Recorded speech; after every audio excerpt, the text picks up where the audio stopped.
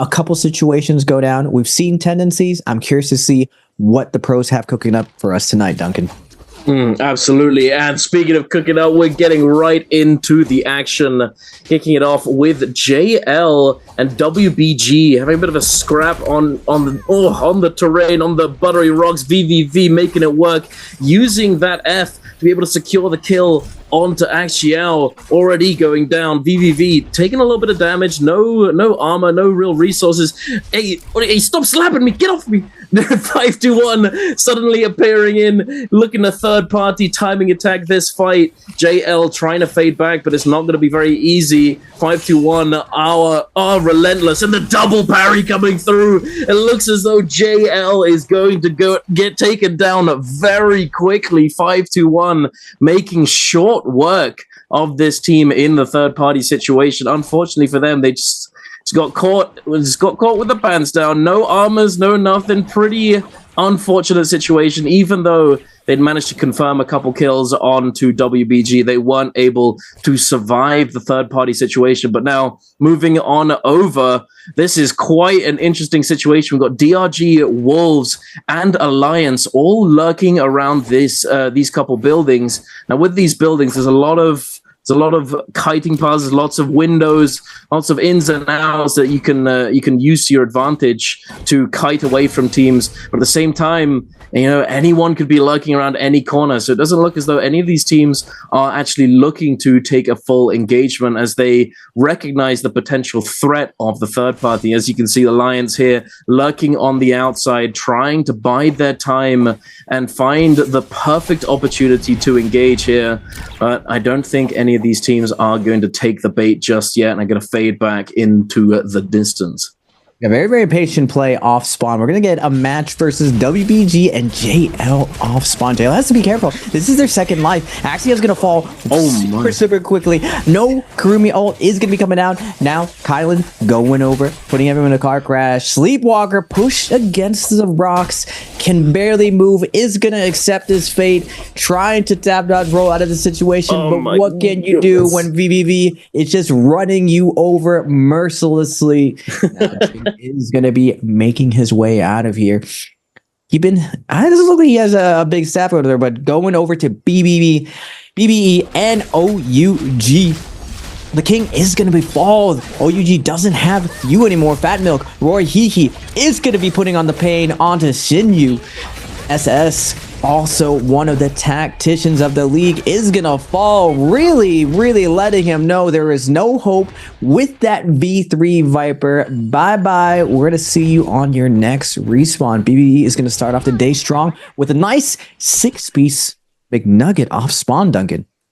Very tasty. Got the dip and everything. Got purple weapons on the Zai this early. It's exactly what you want to see, as Zai is one of those characters that scales extremely well with a weapon rarity, as the higher the rarity of your weapon, the more damage you're going to be doing with those chain sides in your ultimate. So definitely a very important objective. And a lot of these teams, they have loads of different plans, lots of different win conditions when going into a game. And I'd imagine that getting a purple weapon for Zai is definitely one of them, so that they can take early game fights and come out victorious as fast as possible and as safely as possible. KLA going through the rotations, but we are going to be heading on over to DRG and Alliance. Oh, they're fighting very close to this ballista. DRG taking it upon themselves to post up at the top of the tower and try and get themselves an advantage with that ballista, but unfortunately for them, Alliance is able to quickly fade back, using that Wuchen F3 to prevent any more ballista shots from coming in and connecting. Yuma eating that F3 from the Viper, fading back a little bit, but jumping right on in, trying to secure themselves a Tessa ultimate, but it doesn't look as though he was able to do so. However, WX98 is going to be able to find the Tessa ult confirmation onto Yuma, but nice 7 coming in with a huge peel, taking down Kakaishi. But here we go. Are they going to be able to take them down before they get the res? Jumping right in with the ultimate, grappling through and immediately pressing that button. WX98 getting caught by the stun, but Kakaishi is going to immediately respond. There is a 3-ban zone very close by, but I'm not sure that any of these teams are going to be able to make use of it. Kakaishi managed to take down the nice 7, take down the enemy Viper and pick up the Soul Bloom, but it's not going to be enough health to play with to keep him alive. Dong Q9 trying to fight off these players with those fist blades, sends the blue, does get parried though, using that F to fade back, but getting caught by the fan RMB, not able to do anything about it. He's turning it around with these RMB focus attacks, but unfortunately for him, he is a lonely Wu Chen, and Yuma is going to chase him down and pick up that elimination. First instance of slide and vibing on this Mercury. I can't believe the Wu Chen port. The team immediately saw the max range Viper V1 going down, and the slide on the Mercury River ends up saving them. Now we're going to get 5-2-1 versus JL. These two fought off spawn. Are we going to get a salty run back? They're going to see them going for this ult, knowing that VVV is not going to be having ults up. Are they going to try to sneak up and engage, or are they going to wait? Hopefully, we'll be able to get to see a nice JL versus Wolves. I want to see how JL's new composition is going to be going against the traditional Sand Siphon. Takeda had his dominance for the past 2 years, but with the addition of Kylan, it's soon to be challenged. We're going to get OUG versus TE. Old school composition here. Attack on Titan with the Yodo. TE is going to be fading back with the Siphon. They don't really want to fight here. They want to continue scaling up, get their Takeda ults online, possibly go into Yang. OUG, I'm curious today, Duncan, of whether or not OUG can maintain their dominance now that they lost you. The previous season, they were in the top 5 consistently, if not outright dominating weeklies on the back of OUG's use. Takeda, now you is on Bauda. He did move over, and now, surprise, surprise, Bauda is 3rd for this weekly going into finals. Now, what hasn't changed at all, GG, we're the winners. We're the winners of Koi Cup and continue to win and dominate moving forward. JL has always been up there. I'm curious to see, as JL innovates, whether or not they're going to be able to go against the Titans, because GG, strong fundamentals, doesn't really go out there and experiment too much, just plays the tried and true meta, masters it to the core, keeps things simple, but absolutely crush these endgames. And we're looking at the first Yang. Yangs are no longer for free. We got multiple Vipers out there hunting. OUG's SS is going to be leading the charge with this V3 onto DRG. Who do you think is going to take it, Duncan? It's looking a bit spicy. Kakaishi's chasing him down with that Viper ultimate. The V1 is going to connect, and those fist blades are coming in to follow up. However, thankfully for OUG, the King is quick to teleport them away. Now the question is, will DRG look to try and chase them down? I would say that it's relatively likely, as Don Q9 does have that Wu Chen port ready to go at a moment's notice. WX98 also having that Tessa ult charge ready to go. OUG SS taking quite a bit of damage, getting caught by the Tessa ultimate now, trying to dodge forwards, but gets knocked down the terrain by that Tessa F.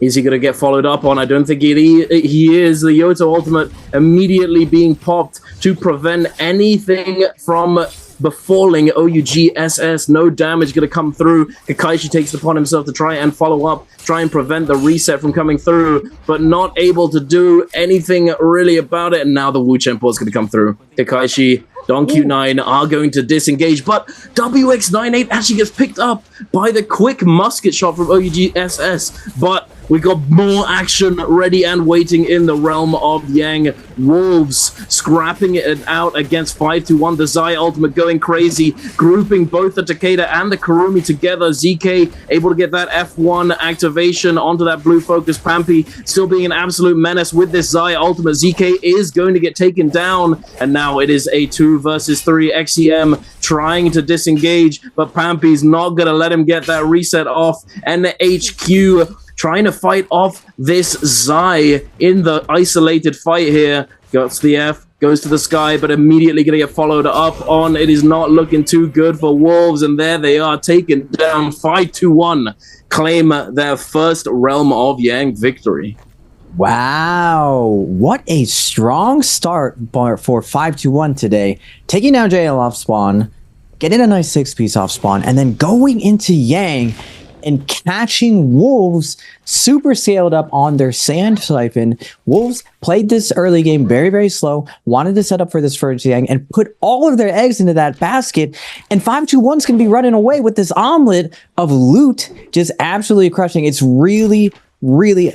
It's a really big setback for Sand Siphon if you're not able to win that first Yang. You didn't take a risk off spawn. You put it all into that first Yang. Now we're going to have to see if Wolves is able to bring it back. We've seen GG bring it back in these instances. Does Wolves have that same tenacity on their Sand Siphon? But I know 5-2-1 has been in the league now for more than one season. They did well at Worlds, making finals.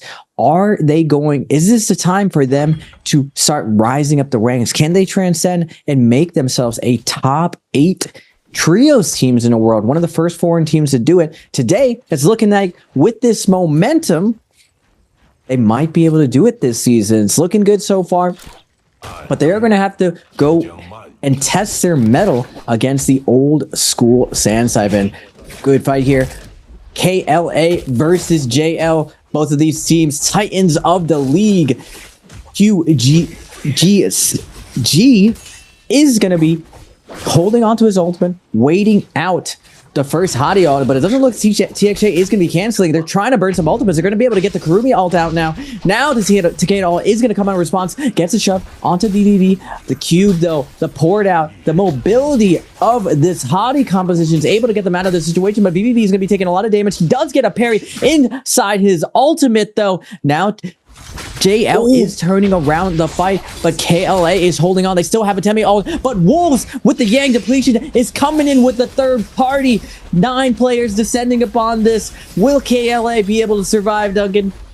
Oh my goodness, it is an absolute mess. The mosh pit of skirmishes right now. KLA looks as though they are falling one by one, but they are going to be safe. They do have that Vermilion Bird's Mites. They are not down for the count just yet. Wolves diving in alongside ASE as well.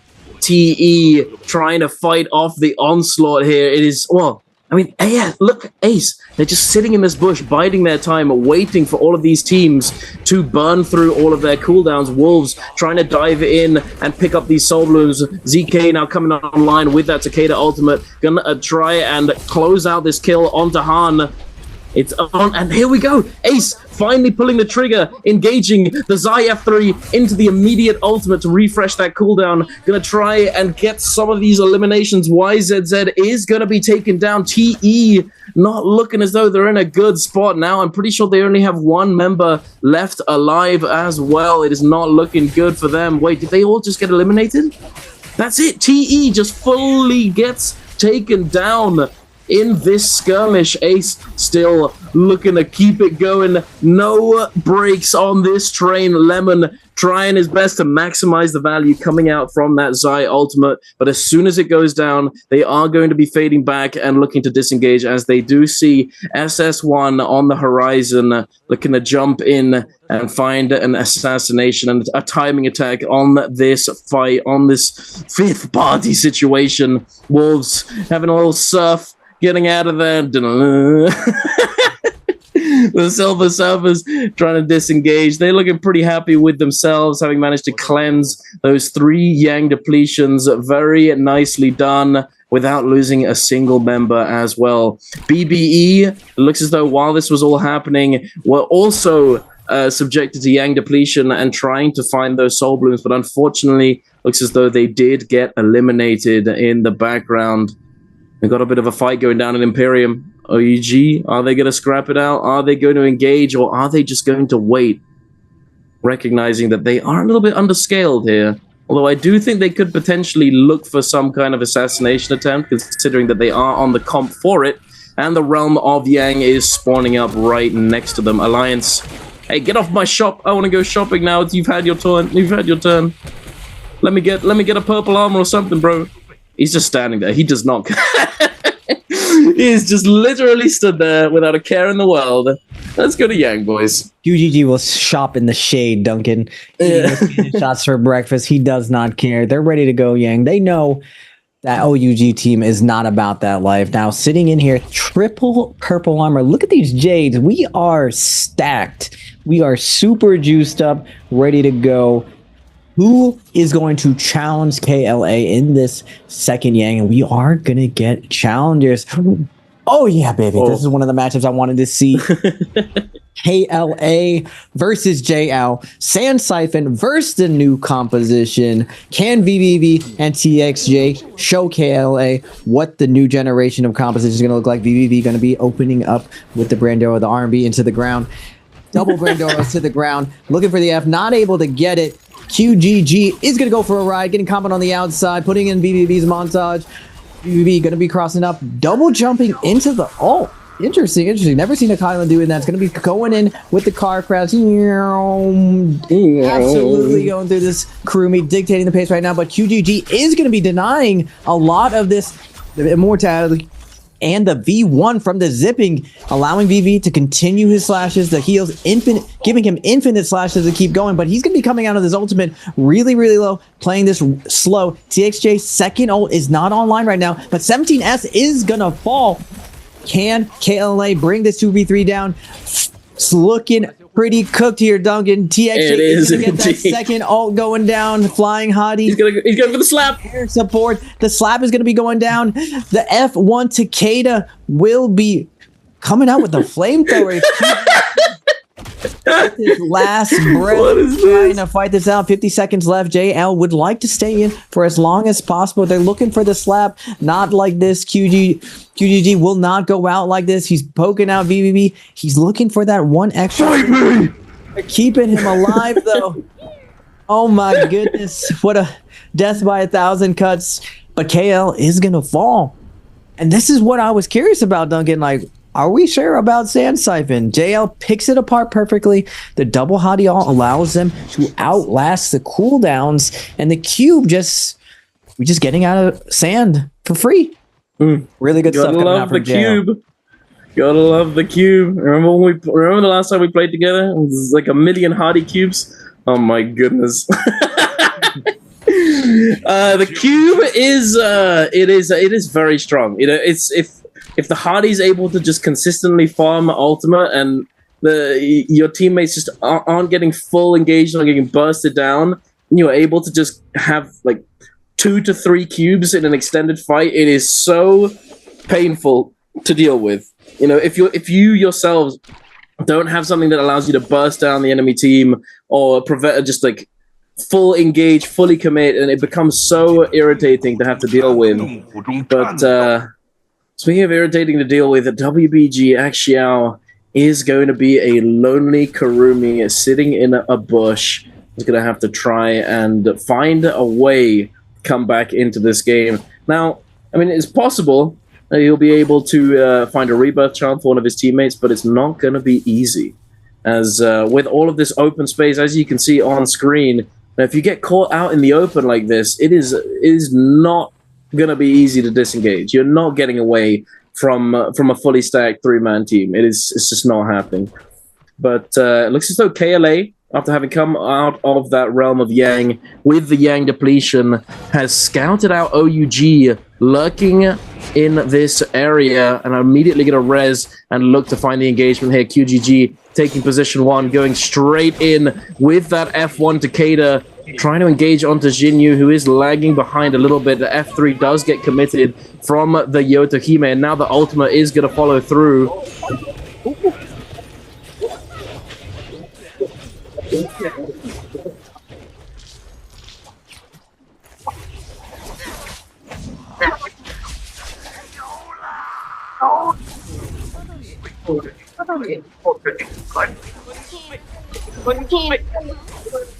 KLA now getting third party here by Alliance. Alliance jumping in. QGG left alone. It's not looking too good for him. Does get picked up by Alliance now, coming in with that third party. The perfect composition for getting at those timing attacks. KLA falling to pieces unable to recover in this situation and are going to be taken down at the hands of all of the vultures lurking around in the vicinity. 5-1, and this Viper composition as well. It's just rough. And if you're stuck inside this this enclosed space, you've got 2 exits, 2 entrances. Where you gonna go? There's no escape. You are gonna be taken down. Taking a look at a quick replay, or even take it away. What are we looking at here?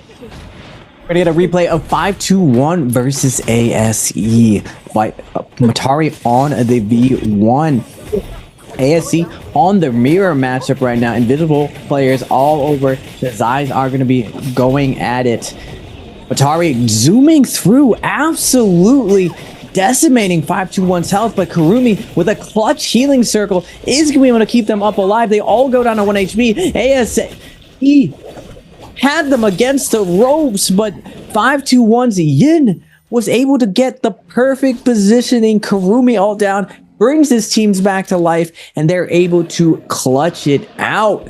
This leads to 5-1 going into this endgame with 10 kills. JL also with 10 kills. Now, the other 2 days, this map, everyone played this extremely slow. Now, with like 27 people alive for this endgame, now we're left with just 18 players. No one was able to survive off spawn. The Viper compositions were out there hunting, sabotaging all these scaling teams, these sand siphons, from getting to these end games.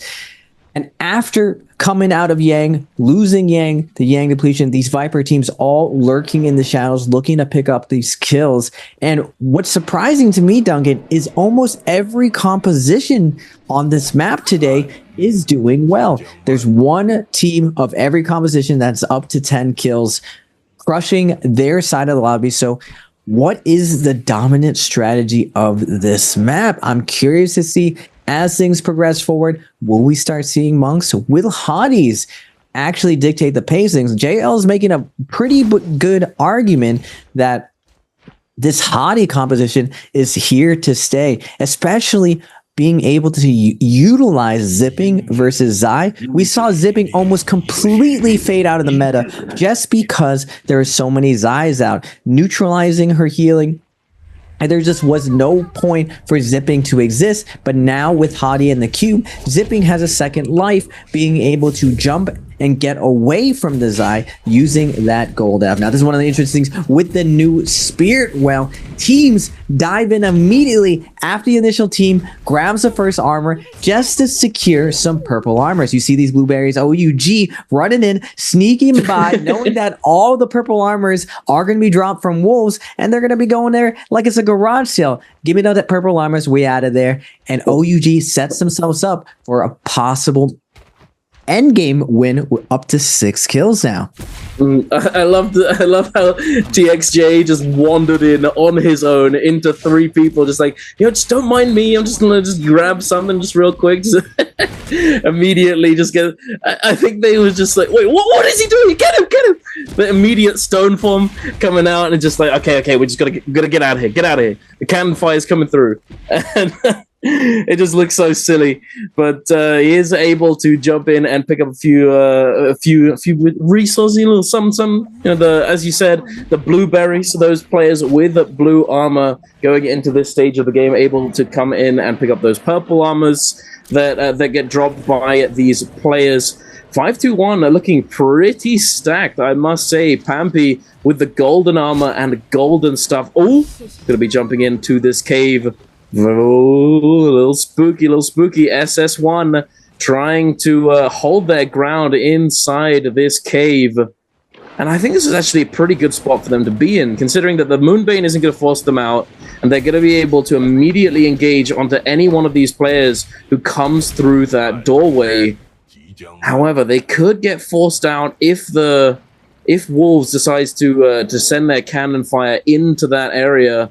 Although I'm not really sure how much space they really have to work with inside that cave. They might just be in the splash zone and get constantly peppered down by the AoE damage from these cannons. It looks as though Wolves is unaware, or it's just unwilling to take it upon themselves to try and force out this team. 5-1, just sitting there repairing, trying to not draw too much attention, even though they're clearly visible. They're just trying not to take a fight in this situation. As we all know, in this kind of storm circle, you know, if you're the first to engage, you typically end up getting third-partied. You know, you don't want to be the vultured, you want to be the vultures jumping in and taking advantage of two other teams fighting each other, as it's just simply the most optimal way to go about picking up kills in this end zone. On top of that, we are going to be seeing the Spirit Well spawning in relatively soon. Which one of these teams is going to be trying to pick it up? I'm not too sure if we can actually see on the map where exactly it's going to be, or if in fact it's not already happened, has it? I'm confused. I feel like it should be here by now. One of the Spirit Wells was definitely we had the Spirit Well before. Yeah, we had the one from before, but where's the next one with the buff? There isn't a team with a buff right now, is there? I don't think there is. Is there going to be a Spirit Well spawning in? Or is there not? Because I think at this point, if there's a Spirit Well to be spawned in, the zone's going to close before anyone's going to be able to claim it. Alliance is going to be getting hit by that F1. Crewmail is going to be forced right under them.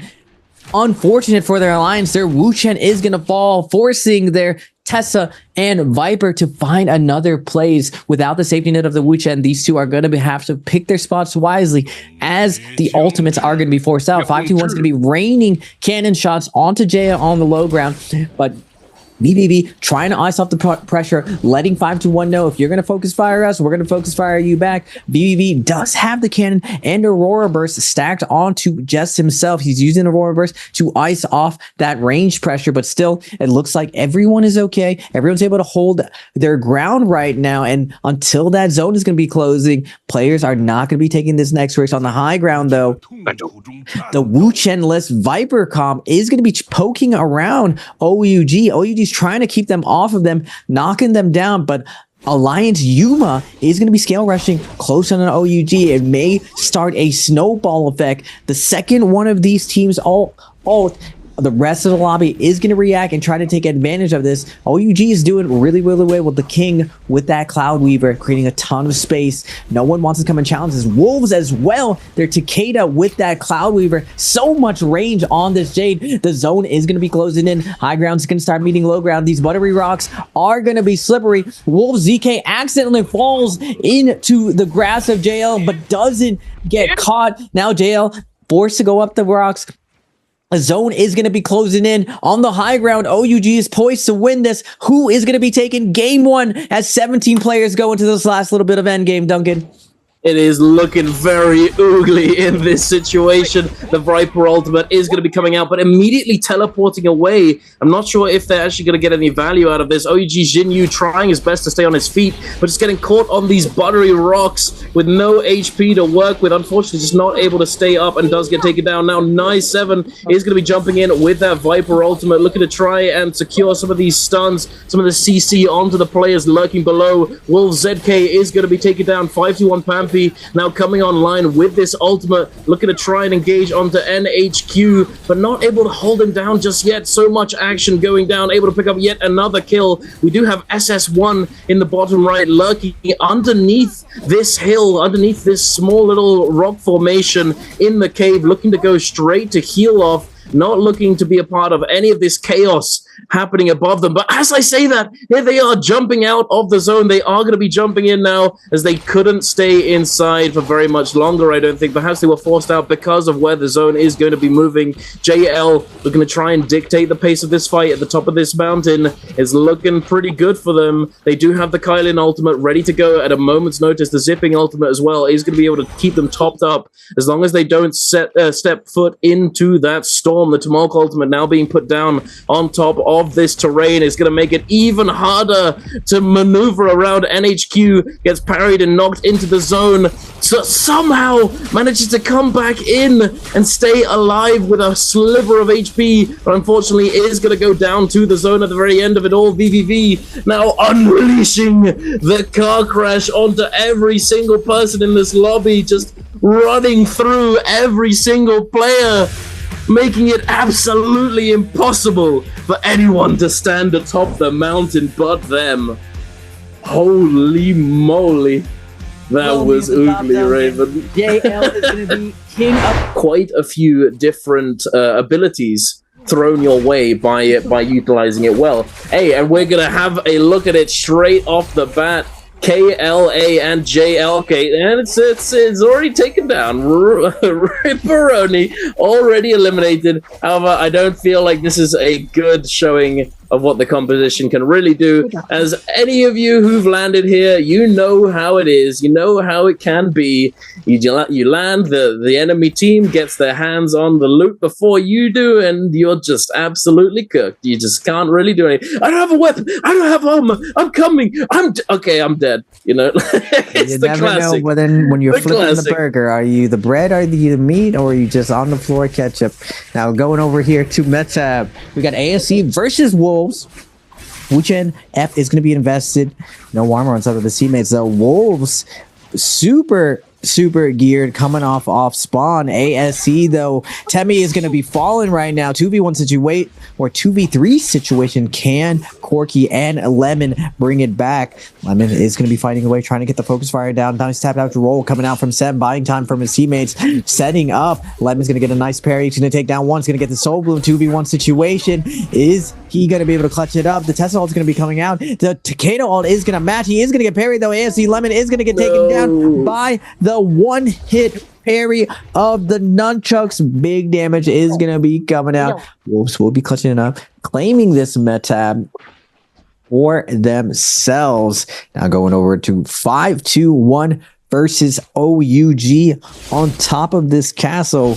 Interesting position to grab this loot over here. I think I probably land here maybe once or twice ever since Hollowrat's release. OUG though, wrapping around over and over. The King using that solos movement. Can we even consider the King a solo player? I feel like he's kind of a trios player at this point. Has he transitioned to being a trios player now instead? Shinyu on OUG, buying time for his teammates, wrapping around over and over. 5-2-1's having a hard time just locking anyone down. 72% on this ultimate and Kylan. The King still doing a good job of kiting this Hadi ult right now. Hadi's going to be switching over to Shinyu, but 81% on his ultimate. He just needs a little bit more into his ult. Nice parry going to come out from Pampy, baiting out, getting that nice reaction parry on that Spear Dragon Slayer from Shinyu. Now Shinyu going to be putting on the Nikes again, looking to kite out this situation. OUG's SS as well. He does have the Kylan ult online, but are they going to invest it or are they going to keep it safe? Moving on to the next fight. It looks like Pampy is going to be looking down. 58% on his ultimate.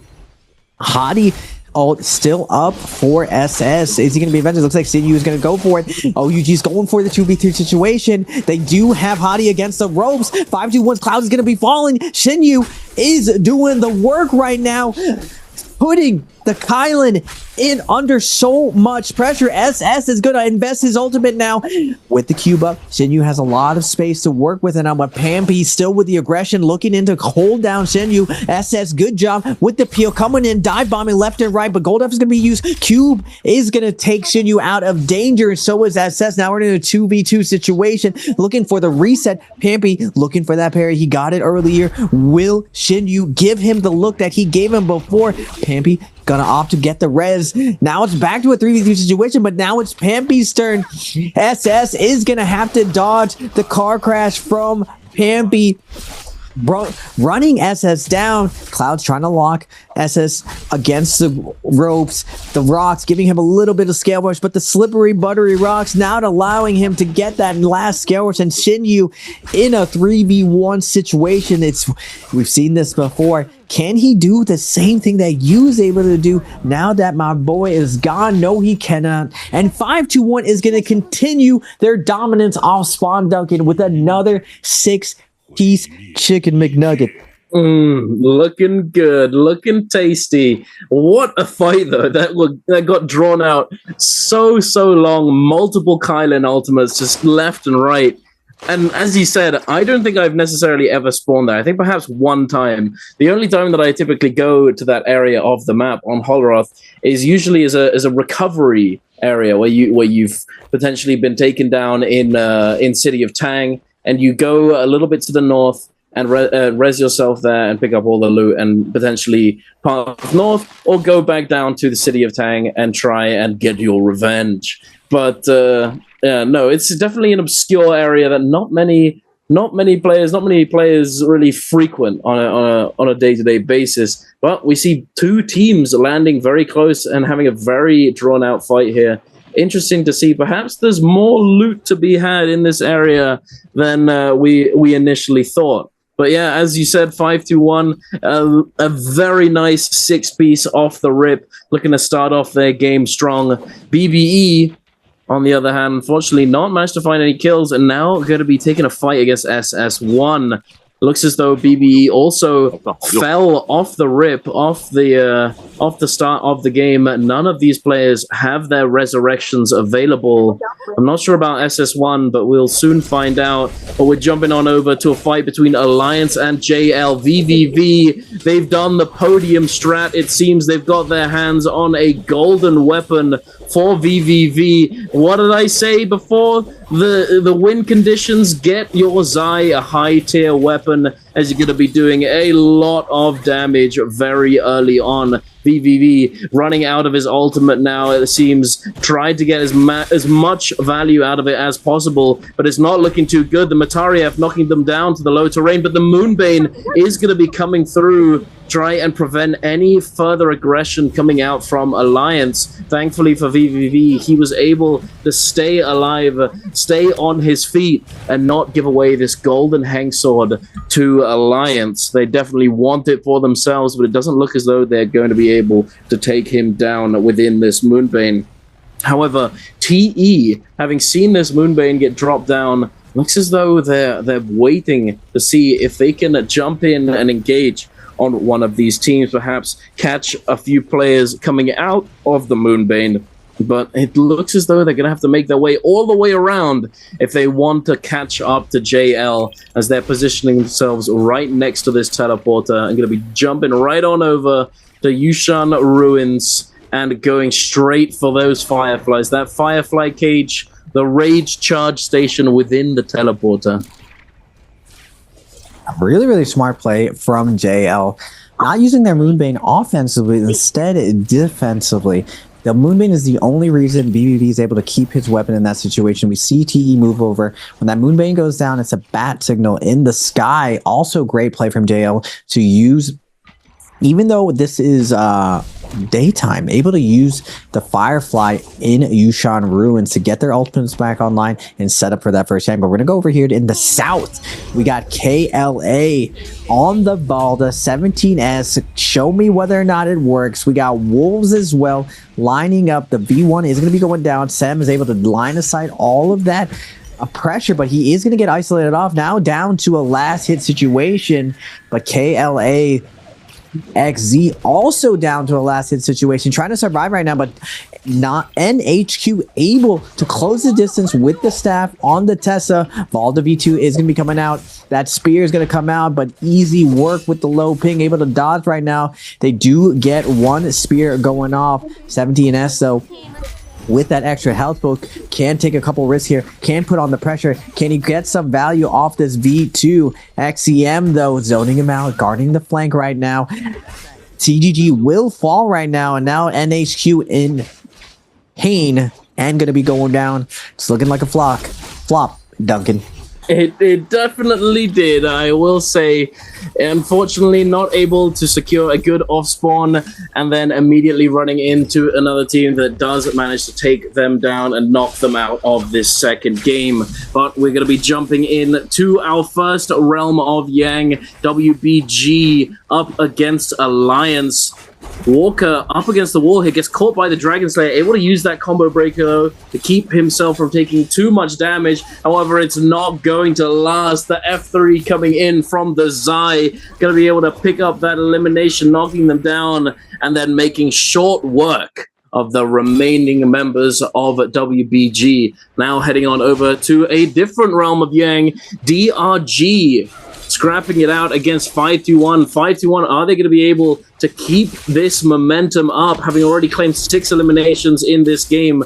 The parry comes through, the F1 coming out, going to be able to save him, tries to get the parry onto Kakaishi, but Kakaishi not able to survive after getting that confirmation. Donkey 9, huge damage, but it's not going to be enough, and 521 claim another 3, Raven.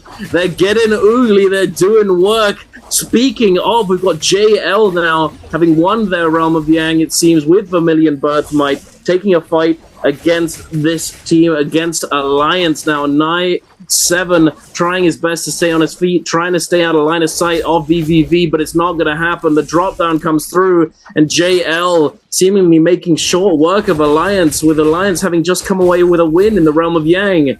Now immediately getting shut down and losing their cooldowns and losing their buff. An unfortunate situation for them, but very nice for JL, as they are now going to be going up to 9 eliminations. It was interesting to me when red buff teams choose to target each other.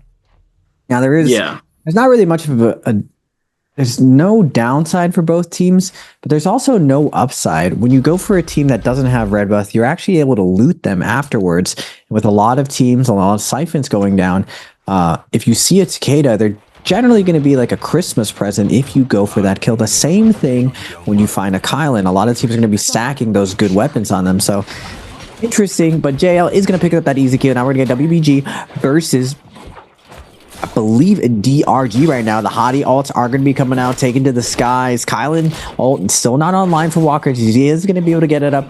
The Takeda's trying to space it out. F1's going to be invested already. Sleepwalker is taking a little bit of damage right now. He does pop his F. Krumi ult's going to be forced out right now, but Axial is taking a ton of damage. The cube is going to be coming out, so he's able to get out of dodge, get out of the center of there. But now DRG getting healed up to full, has their second wind in them, but Sleepwalker does have his ultimate waiting for the perfect time to invest his ult into this committing a DRG. The Temi ult is going to be going down. They try to lock down Axio, but he's going to be able to use its V1 to get out of that situation. Sleepwalker diving in, but nice job from DRG to use the Temi wall to ice off a lot of this pressure. Takeda's going to over here smack Sleepwalker away.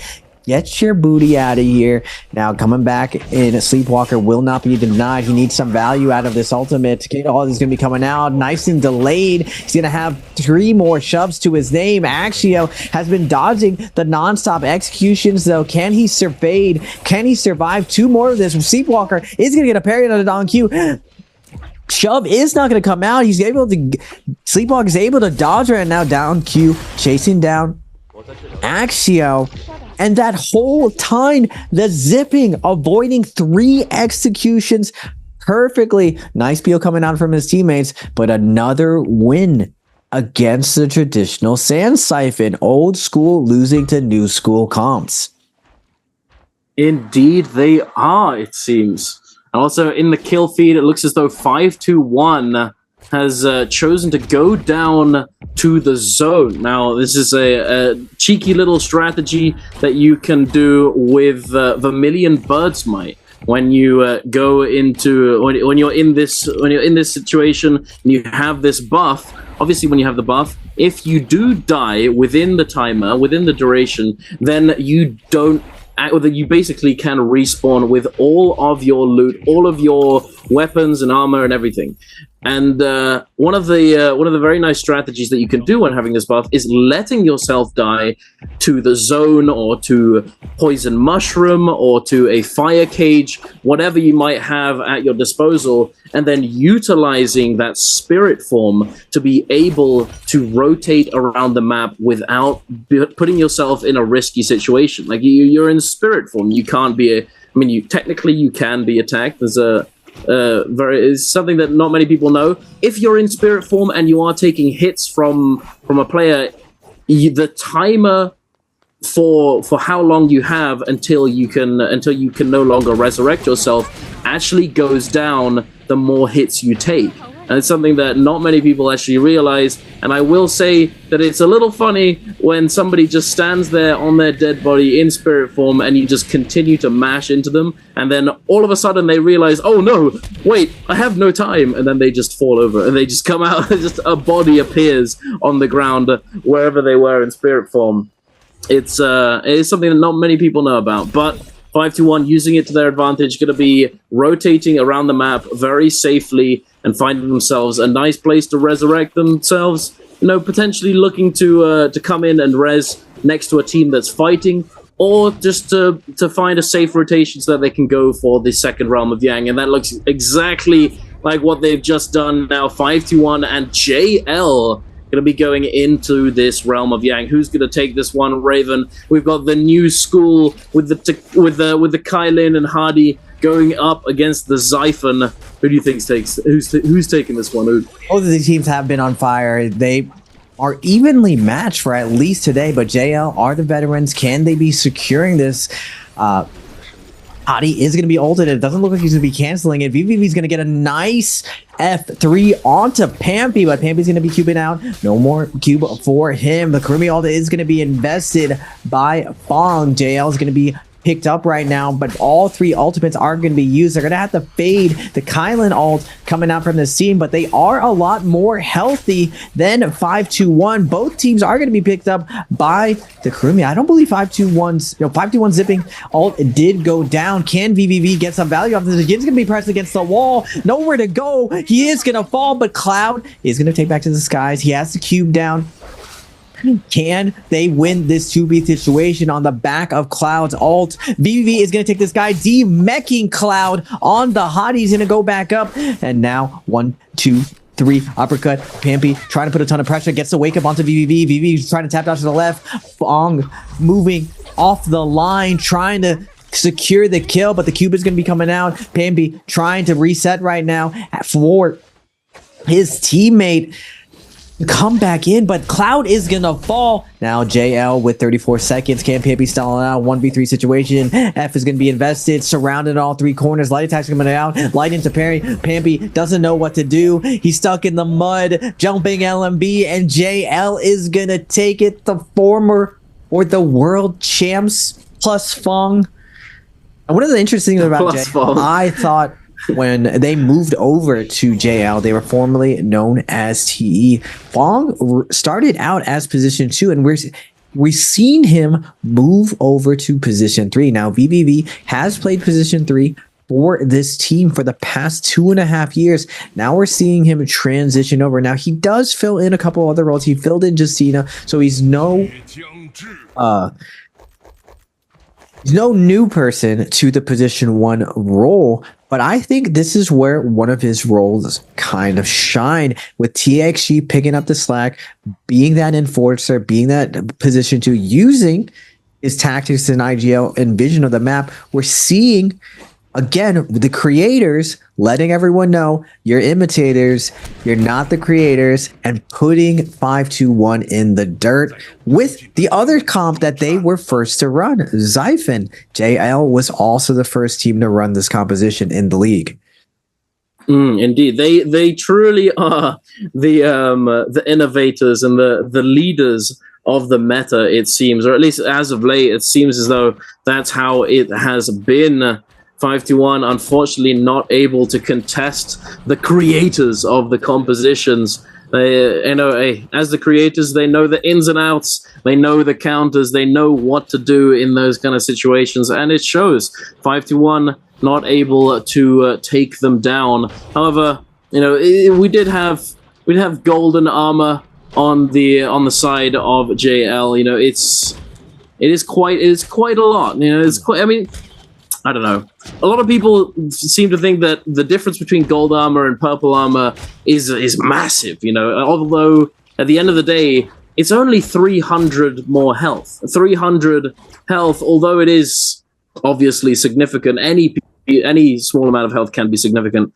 It's not that much at the end of the day. However, I do think that mentally, seeing somebody with gold armor over purple armor makes more of an impact. The mental pressure that comes from knowing somebody has more resources, has a gold weapon or has gold armor, is more impactful at the end of the day, and it allows you to play around this fact. And also at the same time, if you do have gold armor, red armor, whatever it is, you have that sort of safety net. You have the confidence to go forwards and just get aggressive. So these mental sort of nuances to the game also, I think, is one of the most interesting aspects of the game. Really, at the end of the day, there's a lot of things that not many people think about, and something that only really takes effect of the subconscious. However, we do see this situation. It's a bit of a weird terrain situation and a bit of an odd spot for some of these teams to be in. 5-1 with that Yang depletion, along with OUG as well. Both of these teams desperately need to cleanse this debuff as soon as possible, as time is starting to run out. 2 minutes left on the clock. Are they going to be able to do it, Raven? 5-1. It's the first time we've seen them in adversity today. Can they rise to the occasion? Now, one thing that's a good sign is they're very poised, they're very disciplined, they're not forcing the issue, they're not just hard grappling in. Instead, they're picking up their spots. They might have noticed multiple teams lurking behind them, waiting for that ambush, listening in, and look behind them. OUG, a weaker team, also team with Yang depletion. Because of 5-2-1's patience, they're going to be taking a way better fight. They're able to connect to OUG, but the King is going to get the parry. F is going to be invested from Pampy. Shinyu now going to be zoning out, protecting his healer, going into the cave. It's about to be a royal rumble inside this cave. Shinyu coming in with a double hold. Ult's gonna be invested. Velocity on Yin. Double blocks him out in the center of everyone. He's gonna be popping that ult. Bambi now with a little bit of heal is gonna be able to slash through the team back to back. Yin is gonna be able to get that parry, but the peel coming out from OUG, stopping from them. And Wolves on the outside, camping the cube right now. Bambi's gonna get hit by a Tesla ult. Now Alliance on the outside as well. Wolves diving in right now. Everyone's going into this cave. We got 12 players all lurking in, fighting out this Yang depletion situations. The King is going to be falling. Shinyu and SS. It's about finding the damage control, trying to get a bloom right now, and then making their way out of here. He cannot move. He is going to get locked into the corner, but Wolves as well, down in a short amount of hit points. We looking left, we looking right. We're seeing people everywhere. Shinyu just going in. The Viper ult's going to be invested. No. Shinyu has nowhere to go. He will fall. And now Wolves looking out of the opening. Who's going to be diving in? It's JL. It's a party in the cave, Duncan. It really is. This is absolute insanity. JL diving in. Yo, hey, why don't we get an invite? The gate crashes.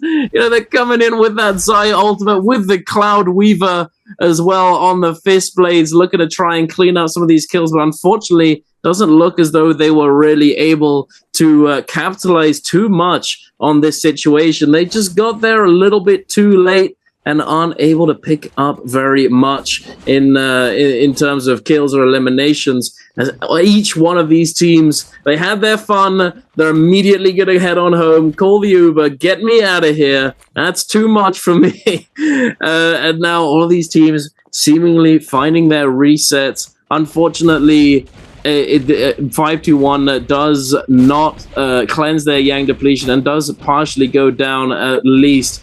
It's a rough situation. If they were trying to bide their time, wait for the right opportunity, but then it all exploded. I do think that Cloud is still alive. 5-1 is not completely down for the count just yet.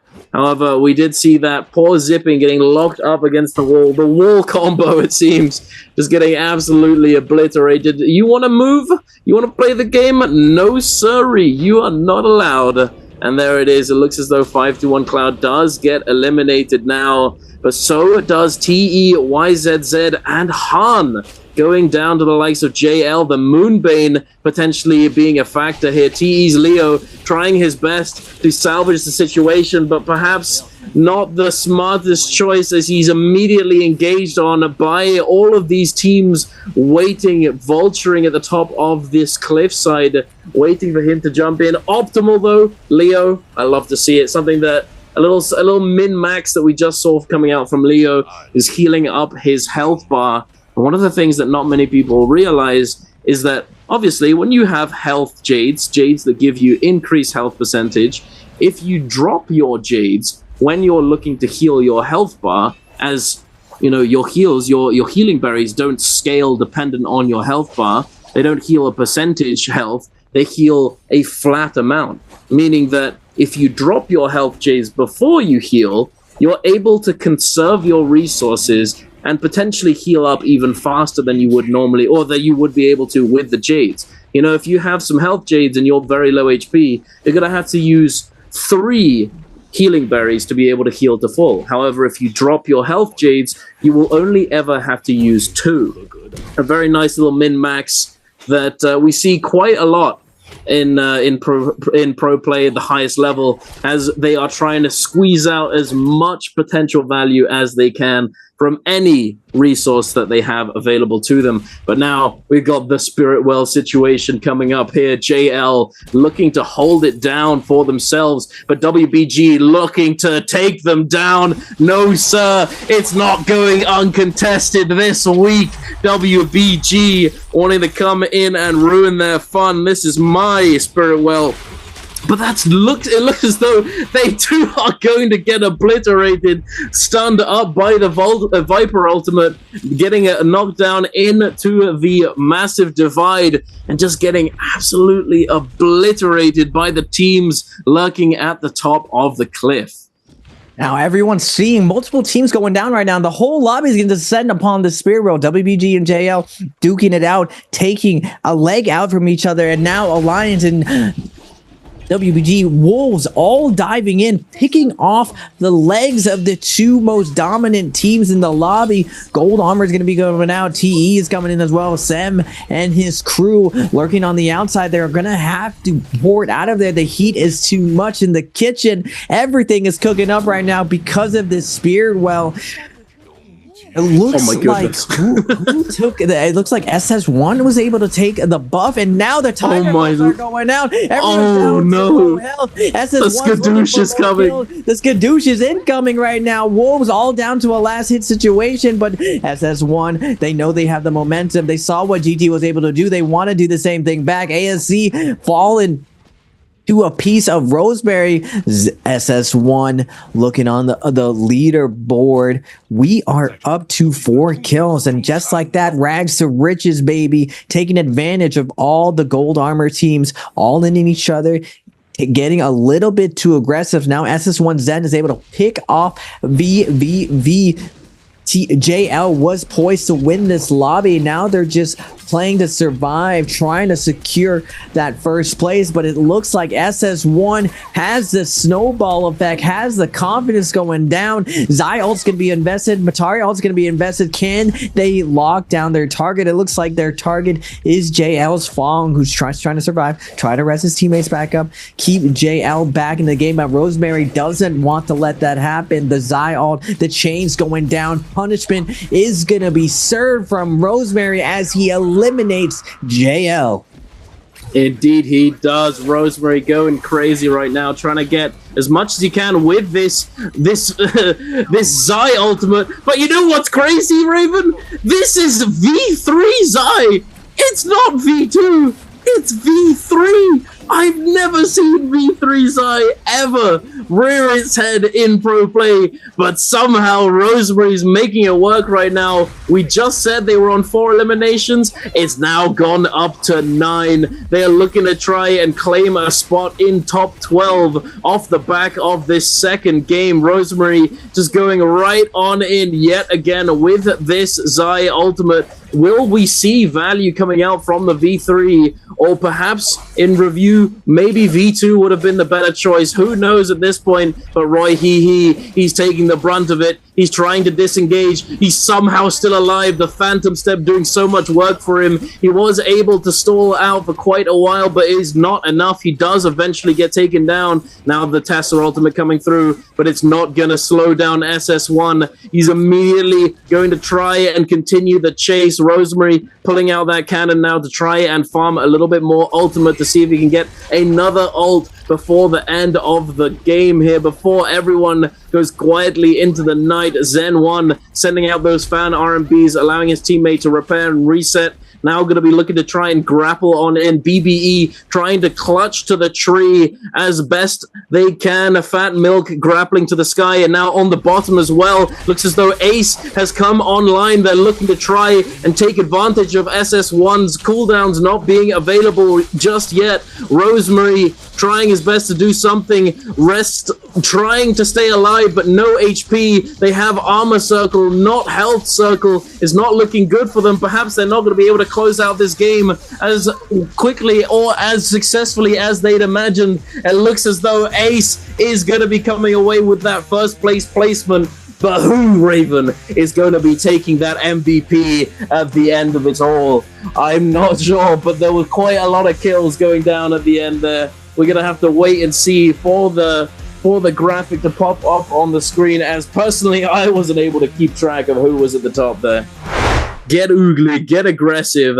But one of the things that they struggled with when they first sort of started participating in NBPL is that some of these teams in NBPL, they're not about that life. They want to play it slightly slower as it is simply a safer option, and they were forced to adjust. But perhaps this is their meta and this is their chance, and they're going to be able to come away with a little bit more success than they have done in the past. But here we have Wolves scrapping it out off the rip up against TE. The slaps left and right, but Ace are now going to be coming in from the back. They're looking for this third-party opportunity, but they're running straight into NHQ on that Zai with the ultimate ready and waiting to go in this tight and close space. This ultimate could be absolutely devastating, but it's taking a lot of damage. He's managing to dish it out as well, but it's not going to be easy. The fist blades coming through from water, able to take him down. Is that an F1 Matari? I see, Raven. F1 Matari with that backstab for coming out from ZK. Gonna be using the backstab instead of the thrust attack. An old school sort of bit of a nostalgia there coming out from the Matari pick. We used to see it all the time, as that's all that used to exist, but now the F2 has typically been the preferred choice. But it looks as though it has, it did well, but unfortunately they were caught in a bad spot at the beginning, so they weren't able to make full use of it. But take it away, Raven. We've got 5-2-1 and OUG.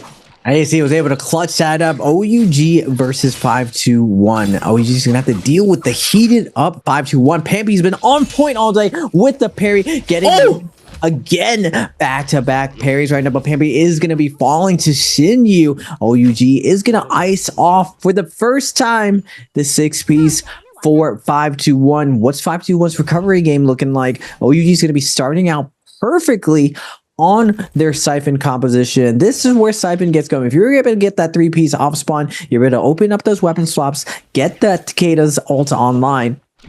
But we're going to get DRG versus JL. It doesn't look like JL wants to commit to the fight. They want to fade back. They want to isolate this a little bit more, but DRG doesn't care. They want the smoke now, and they are taking it to JL on the southern side of Wreck-It. Viper ult's going to be invested. TXJ does ult right now, but he's not able to get away. BBB on the fade back. B1's going to be invested, but BBE coming in with the third party. Will DRG and JL be able to survive this? It's not looking good for them. The Wu Chen ult does come through for DRG as soon as BBE is sighted on the horizon, looking to come in for the third party. VV with the eyes in the back of his head, going for that 180 parry, trying it to recover from the situation, but it's not to be. He gets caught by the Tessima ultimate and gets taken down, but the Moonbane is gonna be coming through from DRG. They had a plan, a man with a plan, going full aggressive onto JL, and if it goes wrong, they got the Moonbane in the back pocket to salvage the situation. Unfortunately, BBE, even though they were the third partiers, they were immediately sent away packing. 2 members getting taken down. However, they do have their resurrections there. They're not down just yet, but definitely something that they're going to have to recover from and reassess and try and scale up before they go into the Realm of Yang situation later on in the game. Going back to the north, we got ASE versus WBG. Temial's going to be invested. Well, Sleepwalker has Lemon against the wall. He's going to get picked off. Just a cleanup now for ASE. WBG is going to make quick work of them. Looking at the scoreboard off spawn, WBG is going to win their location with a 3-piece. ASC is going to get 3. DRG with that Moonbane is going to pick up a nice 6-piece. Same thing with OUG. Last time we saw them, they were taken down. They heated up 5-2-1, able to find another kill as well. Wolves as well, getting that 5 kill. Scaling up, and it looks like as we're going to this first realm of Yang, will KLA go in or will they challenge Spirit Wall? I'm not really sure if I got to see them go into Yang on the last Trios Day, but we do have TE lurking around. They did get eliminated earlier, trying to recover, get those blue armors on all 3. Once you get that blue armors ready, now, Yang can still be in the question, or you play that Spirit Well. 33 people alive, though, Duncan. Usually we've seen at this point some teams fall. And because of Morris, everyone's a little bit more spread out. Everyone's a little bit more warmed up. But now they're locked in, and we're going to be playing some, I'm hoping, some thicker end games later on with some monks in the picture. One can only hope, though, Duncan. Absolutely, I completely agree. Although the traditional Transformer meta was dominant for what felt like an era, just an absolute, the age of Transformers. I feel like a lot of us definitely miss those end games with just like countless monks throwing hands across the zone, just juggling players from monk to monk.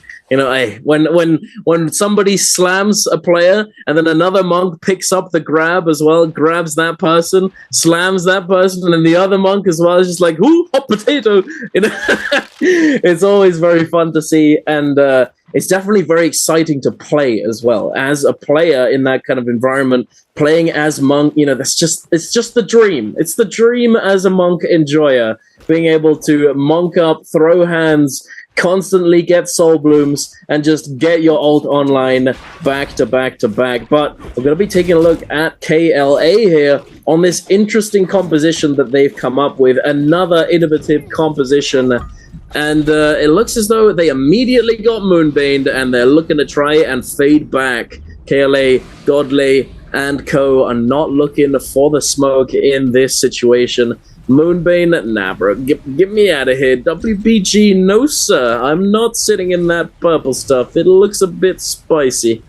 As they are able to fade back. Wolves lurking around the corners as well, looking to potentially catch a third-party situation, but it is not to be.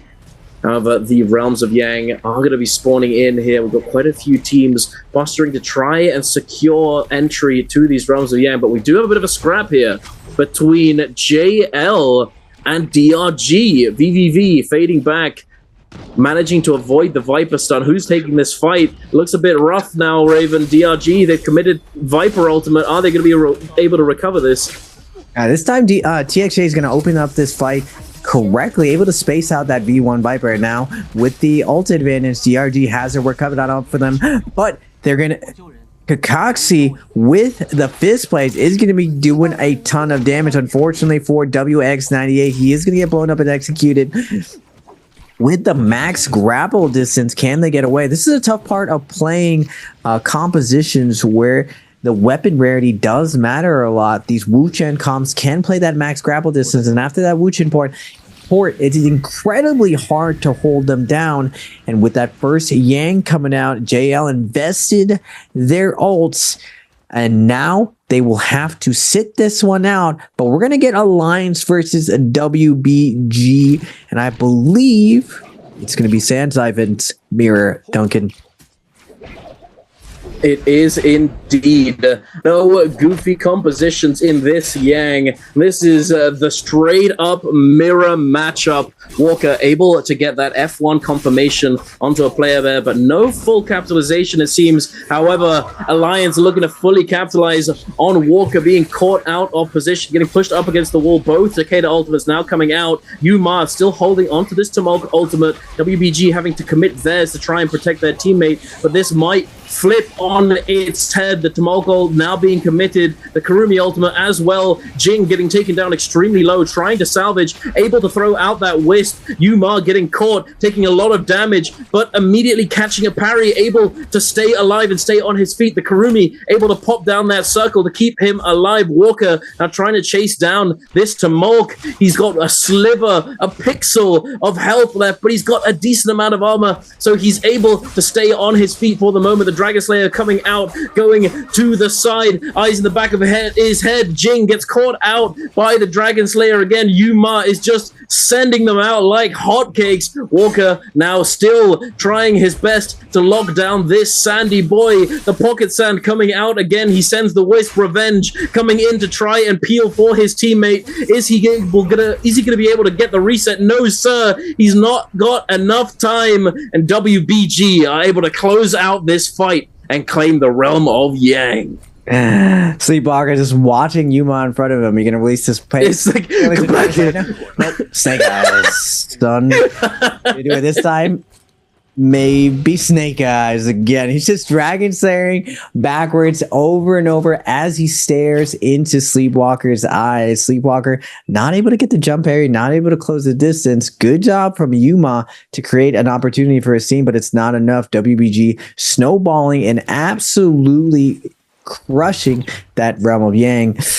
KLA looks like they did go in a Yang. Hopefully we get a replay putting the purple armor onto Godlike on the monk. Godlike, one of the veteran monks of the league. It looks like they're going to be transitioning, possibly looking to buy. We got 20k on CXZ. The good thing, though, about Vermilion's buff, even though you die, you do not drop your money to the enemy's team. So you do have a question. Do you go hunt or do you buy in this situation? Looks like WBG is going to be hunting. They got triple purple armor. Looking really, really stacked and poised to take this game. Almost on gold alt for Sleepwalker. Just a sliver of ult charge left above it. But it looks like 521 does have Draco Storm with 21 seconds. Four teams on the map rolling around for buffs with 27 people alive. Looks like 9 souls still running around waiting to res. It's about to get oogly out here, Duncan. Indeed, it is. ERG, they're posting up. They're hiding away from the Yang depletion situations inside the tower. They don't want any part of it. They're gonna wait for that second part while KLA still scaling up. They look like they're about to just go out and scale more. Not really looking to hunt. Monk compositions do really, really well inside Yang and in end games. But OUG finally rezzing. I got 2 minutes and 18 seconds to make it happen. What do you think the chances are, Duncan, of OUG finding a good fight and getting 3 soul blooms for each player? It's going to be tough. I mean, they've definitely chosen to land there, or to resurrect themselves there for a reason, but we'll have to wait and see as we're jumping right on over to the action. KLA and TE fighting it out. Godley taking a lot of damage, having lost all of his armor, choosing not to use his ultimate just yet. I think this might simply be because they know that they have that safety net. They know they have that Vermilion Bird's Might, not looking to commit any important resources while they still have this buff available as they're able to resurrect. But here we have Ace looking to jump in with this Viper ultimate. The Tumulk ult immediately gets dropped down to try and peel out this situation. Water getting caught inside it, not able to get a full follow-up. But Alliance jumping in with their Yang depletion. They need to cleanse this debuff, otherwise it's gonna be bye-bye, and they're going back to the lobby. Looks as though they do manage to pick up 1 elimination here onto TEYZZ, claiming 1 soul bloom, but they haven't cleansed them all. They still have 2. Oh no, wait, sorry. Alliance Oh, they didn't cleanse the Soul Bloom. It looks as though it got stolen away from them by another player. SS1, in fact, was the team who was able to cleanse 2 Yang depletions on their team. Rosemary taking a lot of damage, looking to try and fade back revenge. Tap dodge rolling to his heart's content, trying to stay out of danger, but it's not looking good. There's only 30 seconds on the clock, Raven. Are they going to do it? I mean, SS1, Rosemary, he's been here before. Can he find a double grab? But OUG is going to be toasting up his legs.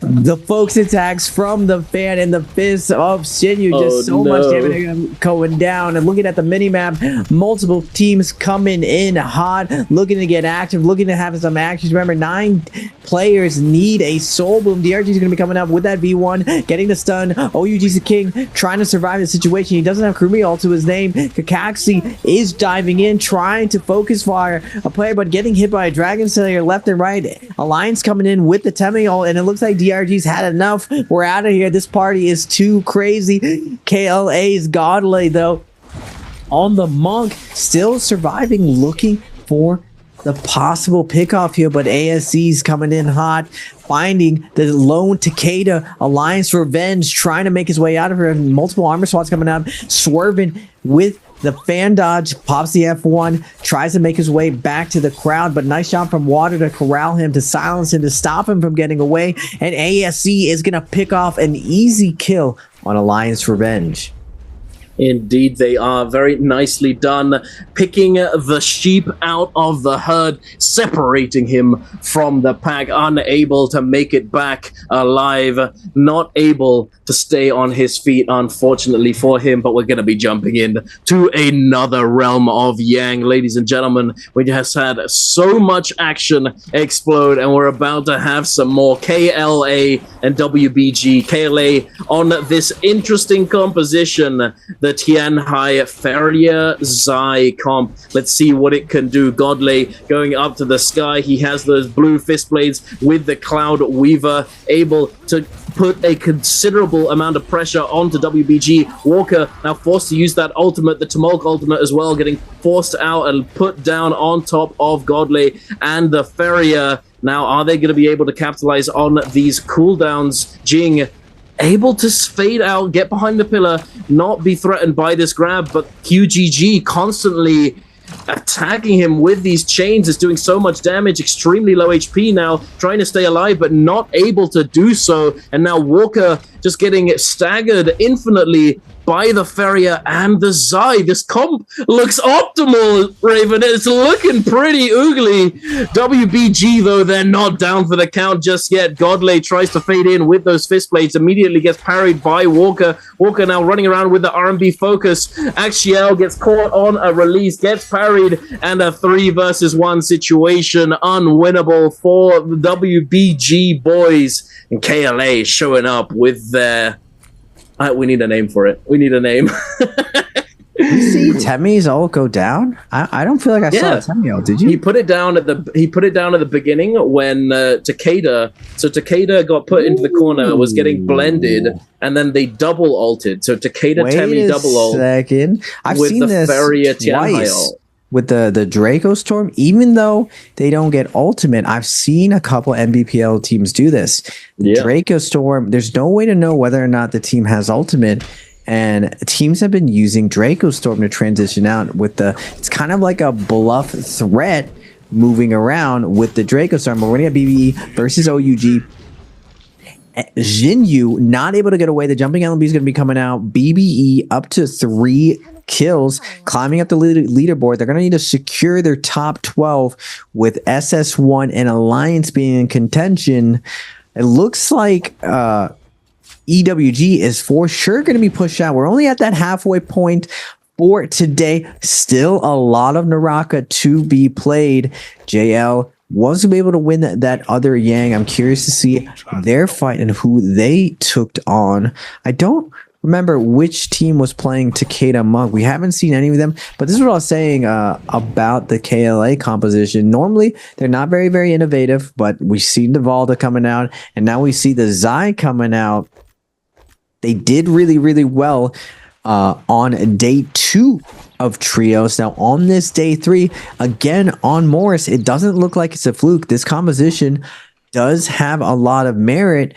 It does take away, though, from the Kurumi Matari Zai, the Zyphon that we're calling. So we'll have to see just how consistent KLA can make it. But first, we're going to get WBG versus BBE. BBE super scaled up. They don't really want to hard commit in this fight with the threat of third party. But WBG got 3 minutes and 18 seconds and counting. They need this soul boon. They have to take this fight. BBE desperately trying to get away, but it's all in time now. Duncan, WBG Walker popping the ultimate. And getting oogly. He's diving right on in. Ivan getting forced up the cliff face and now using that Viper ultimate to try and space out and potentially get a stun, but it doesn't look as though he's going to be able to. BBE just getting pushed up against the wall. Thankfully for them, they do have the Wu Chen port ready and waiting to go, and they immediately take themselves out of danger. However, JL closing in from the north. They might spot this team looking for the disengage and take advantage of the situation. Wolves, triple blueberries, triple blue armors with Yang depletion. It's not... Oh, no, wait. Yeah, no, okay, I got confused for a second there. They do have Yang depletion, as do WBG. They're going to be looking to try and find a fight very soon, as they only have 2 minutes and 30 seconds left on the clock. They need to find something. The desperation is about to kick in. KLA, unfortunately, unable to truly capitalize on their Draco Storm buff, not able to pick up any eliminations, but they're pretty happy with themselves, I'd imagine, considering that they are already sitting on 8 in the leaderboard. DRG on 7, Ace on 5, WBG on 6, TE on 6, Wolves on 5, and BBE on 3. Looking pretty solid here. WBG, they need to make something happen, Raven. Are they going to come away from this Celestra fight with the Soul Blooms, or are they going to go down Wolves as well? It's looking pretty dire at this point. What's the plan? What do they got to do, Raven, to come away victorious? Unlikely to find 3 kills at this level, so as long as you find 1 or 2, you usually can play for res afterwards, but WBG is work cut out for him. Celeste is very congested with the Moonbane going down. Wolves with the Zai and Matari. This is where Zai and Matari really shines. A lot of angles to be dealing with. Everyone's invis. Can you really narrow down who your target is? I think she's going to be holding on to his ultimate right now, try and delay that Zai ult for as long as possible as they wear out the ults of the Siphon. Unfortunately, the Temmie's going to be holding his ult for a while. XCM on the Kurumi's trying to survive the situation. NHQ is going to use that invis, that second F, to get out of that situation, but WBG does a good job of closing the distance on the Kurumi, not letting her out, and slapping her to the ground, eating that soul boom. They do get 1 ult.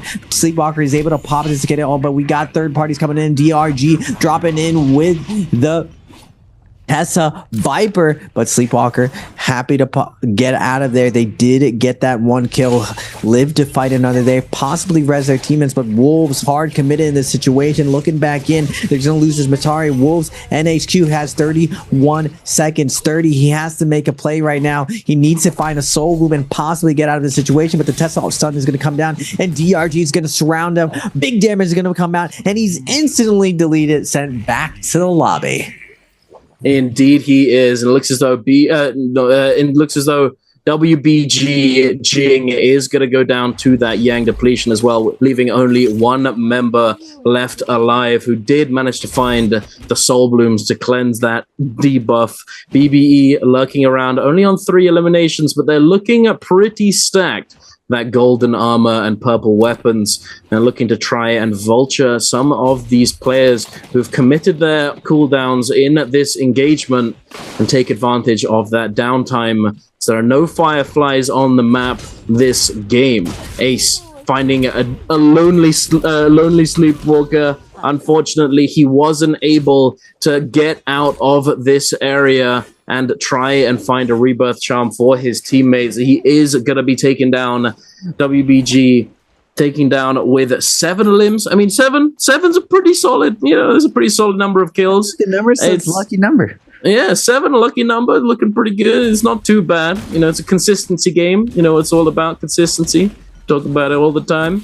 But yeah, no, definitely unfortunate for them getting caught in this situation. You know, trying to confirm kills to get Yang depletion cleansed in Celestra, with all of these teams lurking around, not wanting to be the first to aggress. It's extremely difficult to make it happen. Yeah, 21 people alive. The 80% Moonbane's coming down, slowing everyone down, forcing everyone to the corners. KLA looking good on this Faria Monk. Zai set up nice and pretty, and interestingly enough, they're going to transition the gold armor to Faria. Now, with this idea in mind, it looks like they're going to be using the Faria to sit outside the mech, and last time what they did was they gave Godley the Faria mech over and over to transition between his monk ult and not having his monk ult, while the Faria built up his ultimate multiple times. We're going to get DRG getting a ton of pressure from JL, the OPJ Duncan that you pointed out, that Rupture Gale plus the burn, forcing DRG to debate on cutting through the Moonbane. It's one of the really, really cool things about this 80% Moonbane. It does give you a play when you run into the super stack team. You're like, you know what? Our neighbors are a little bit too rowdy. We need to get out of here. You can just nimble cut across the map and hopefully find a little bit more friendly neighbors. JL, definitely not friendly. They love to referee these lobbies. They love to force other teams to use ultimates, and they are really, really good at capitalizing on it. But it looks like everything's gonna be stabilized, and the Thunderdome Spirit Well coming up, and no one is gonna be giving up this for free. We're gonna see some good contention moving forward for this last leg of Endgame, Duncan. Indeed, we are. KLA taking upon themselves to jump on in and force 521 out of range of the Spirit Well. But it looks as though these teams are not letting it go down so easily. Godley, with the presence of mind to dip back into the Spirit Well dome, protecting himself from any range projectiles sent his way.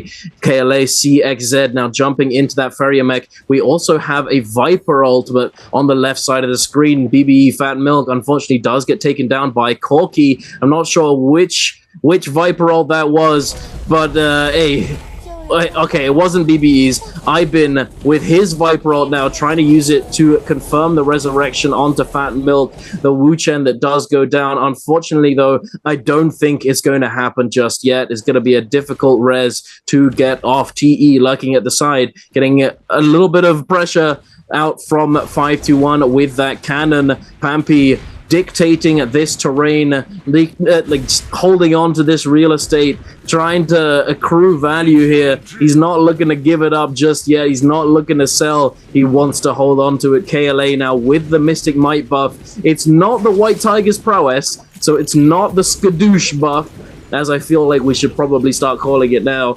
It's the Mystic Might instead.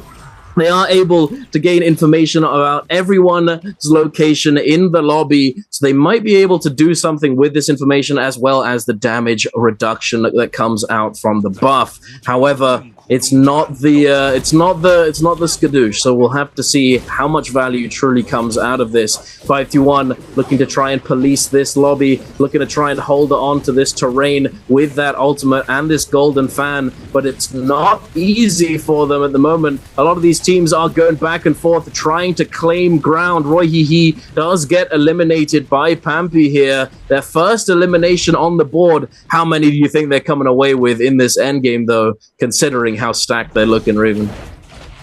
I mean, we saw SS1 make the big play of grabbing the buff. 521 not really able to make that play. They're going to have to navigate their way across here, but there is a new Titan on the cliff side here. Godley on the fair, like I was saying, going into the mech. After he comes out of this mech, he's going to be able to monk over. We still got QGG on the Zai ready to go, kind of as like a pseudo Yushan, able to cover his teammate on this variation of Cannonball, but they are controlling this high ground. What can you do when you got a Faria, Monk, and Zai on the high ground? You're just desperately trying to take whatever real estate you can go on the bottom. DRG is going to get absolutely exploded by the Fizz Jade of Godlike. He just has everything you can imagine. And now JL is going to make their move to the tree to try to claim this high ground with the high mobility hottie. Oh no. Aware of this, Godlike's going to try to make his way into the mech. Again, he's going to have another mech. CXZ is a factory of ultimate going into this last minute. Looking at the sky, we got TE in the sky, JL in the sky, and KLA on the ground.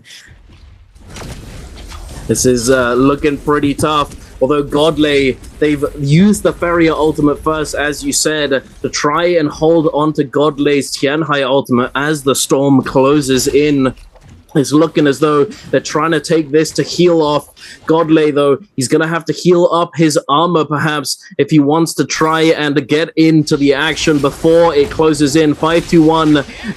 And JL scrapping it out on the ultimate low ground. The Kurumi ultimate does get popped. So does the Kylin. The car crash is ramming through the competition, drifting around VVV, trying to make something happen. He does get taken down extremely low, but he does have that invulnerability. Now QGG does get taken down by TXJ's Hardy in the air, putting down the cube, going to try and make something happen with these triple charges. Godley has used the ultimate early and is in fact not trying to go for the heal-off situation, but he gets the double grab onto Unique and to One Fong, claiming those eliminations. Godley trying to make something happen, throwing out those hands, but not able to survive. 5-2-1 are gonna be the first place finishers there, but who is the MVP, Raven? Who's coming away with the dub in this third game of the day? It is KLA with their goofy composition, the one we've not seen before. What a game, Raven, what a game.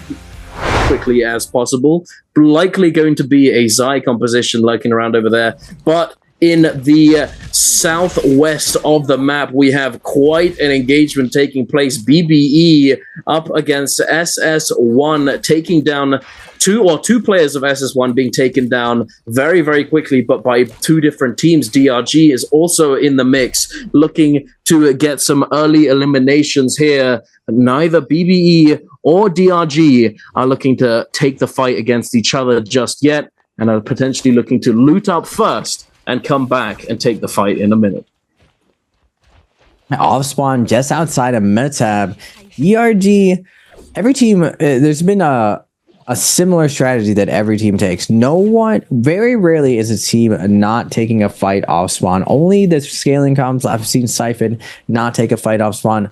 Everyone else wants to take that immediate fight, and it looks like DRG is going to be doing that. Going to find Fat Milk against the corner. Matari and Zai going to be able to connect. The F3 coming out from Don Q, able to secure that kill, and they're going to move on and try to find the rest of BBB. But it looks like Roy Hehe and Iben are going to call the disengage. They got that purple longsword on the Zai. Keeping that nice weapon is important, but it looks like without that grapple distance, you will get caught. Roy Hehe is going to get closed out by DRG. He's making his way back over to Metap 1-2.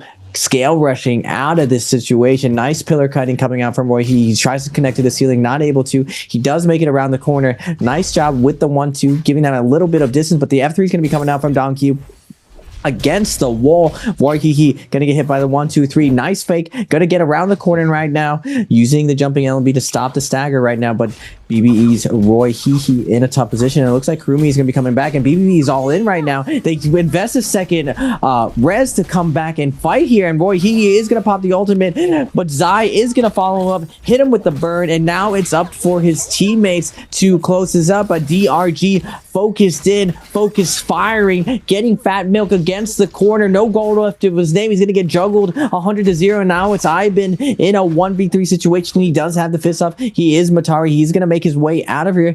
Full retreat right now. Can they recover this game? Risky business. There's nothing that hurt anyone with a little bit of sodium with that respawn. The salty respawn not paying off this time.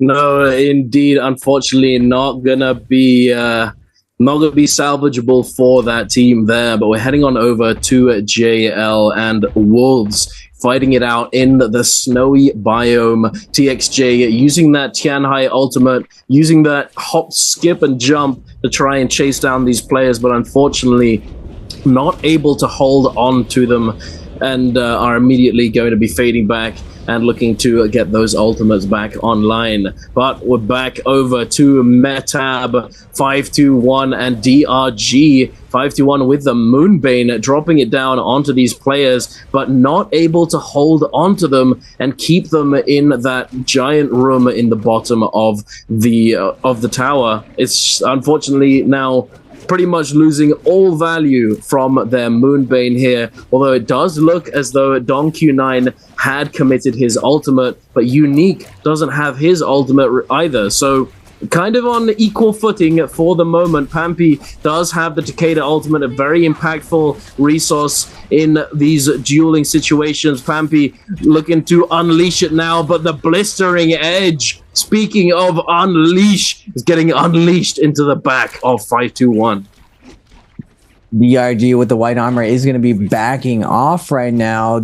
Pampy with the ultimate, not going to get the maximum value, but at least he creates the space for his team to get out of this situation, live to fight another day. You can't get kills if you're dead, but you can continue to live on and find another spot. Now in the south, OUG and WBG around the money position. This spot used to be low-key. I think it's one of the most contested regions now on Hallroth. Shinyu and his squad looking to get in. SS going to be putting out the cube. They do force out that crewmeal and fade out, denying any value of fighting inside of it. Now Sleepwalker is going to be coming in, leading the charge on this Takeda with the dagger, looking for the crouching LB. Axio moves the crewmeal circle in, but Shinyu is going to be cubing out. Bait and switch. The King now leading the charge with the purple armor on the zipping.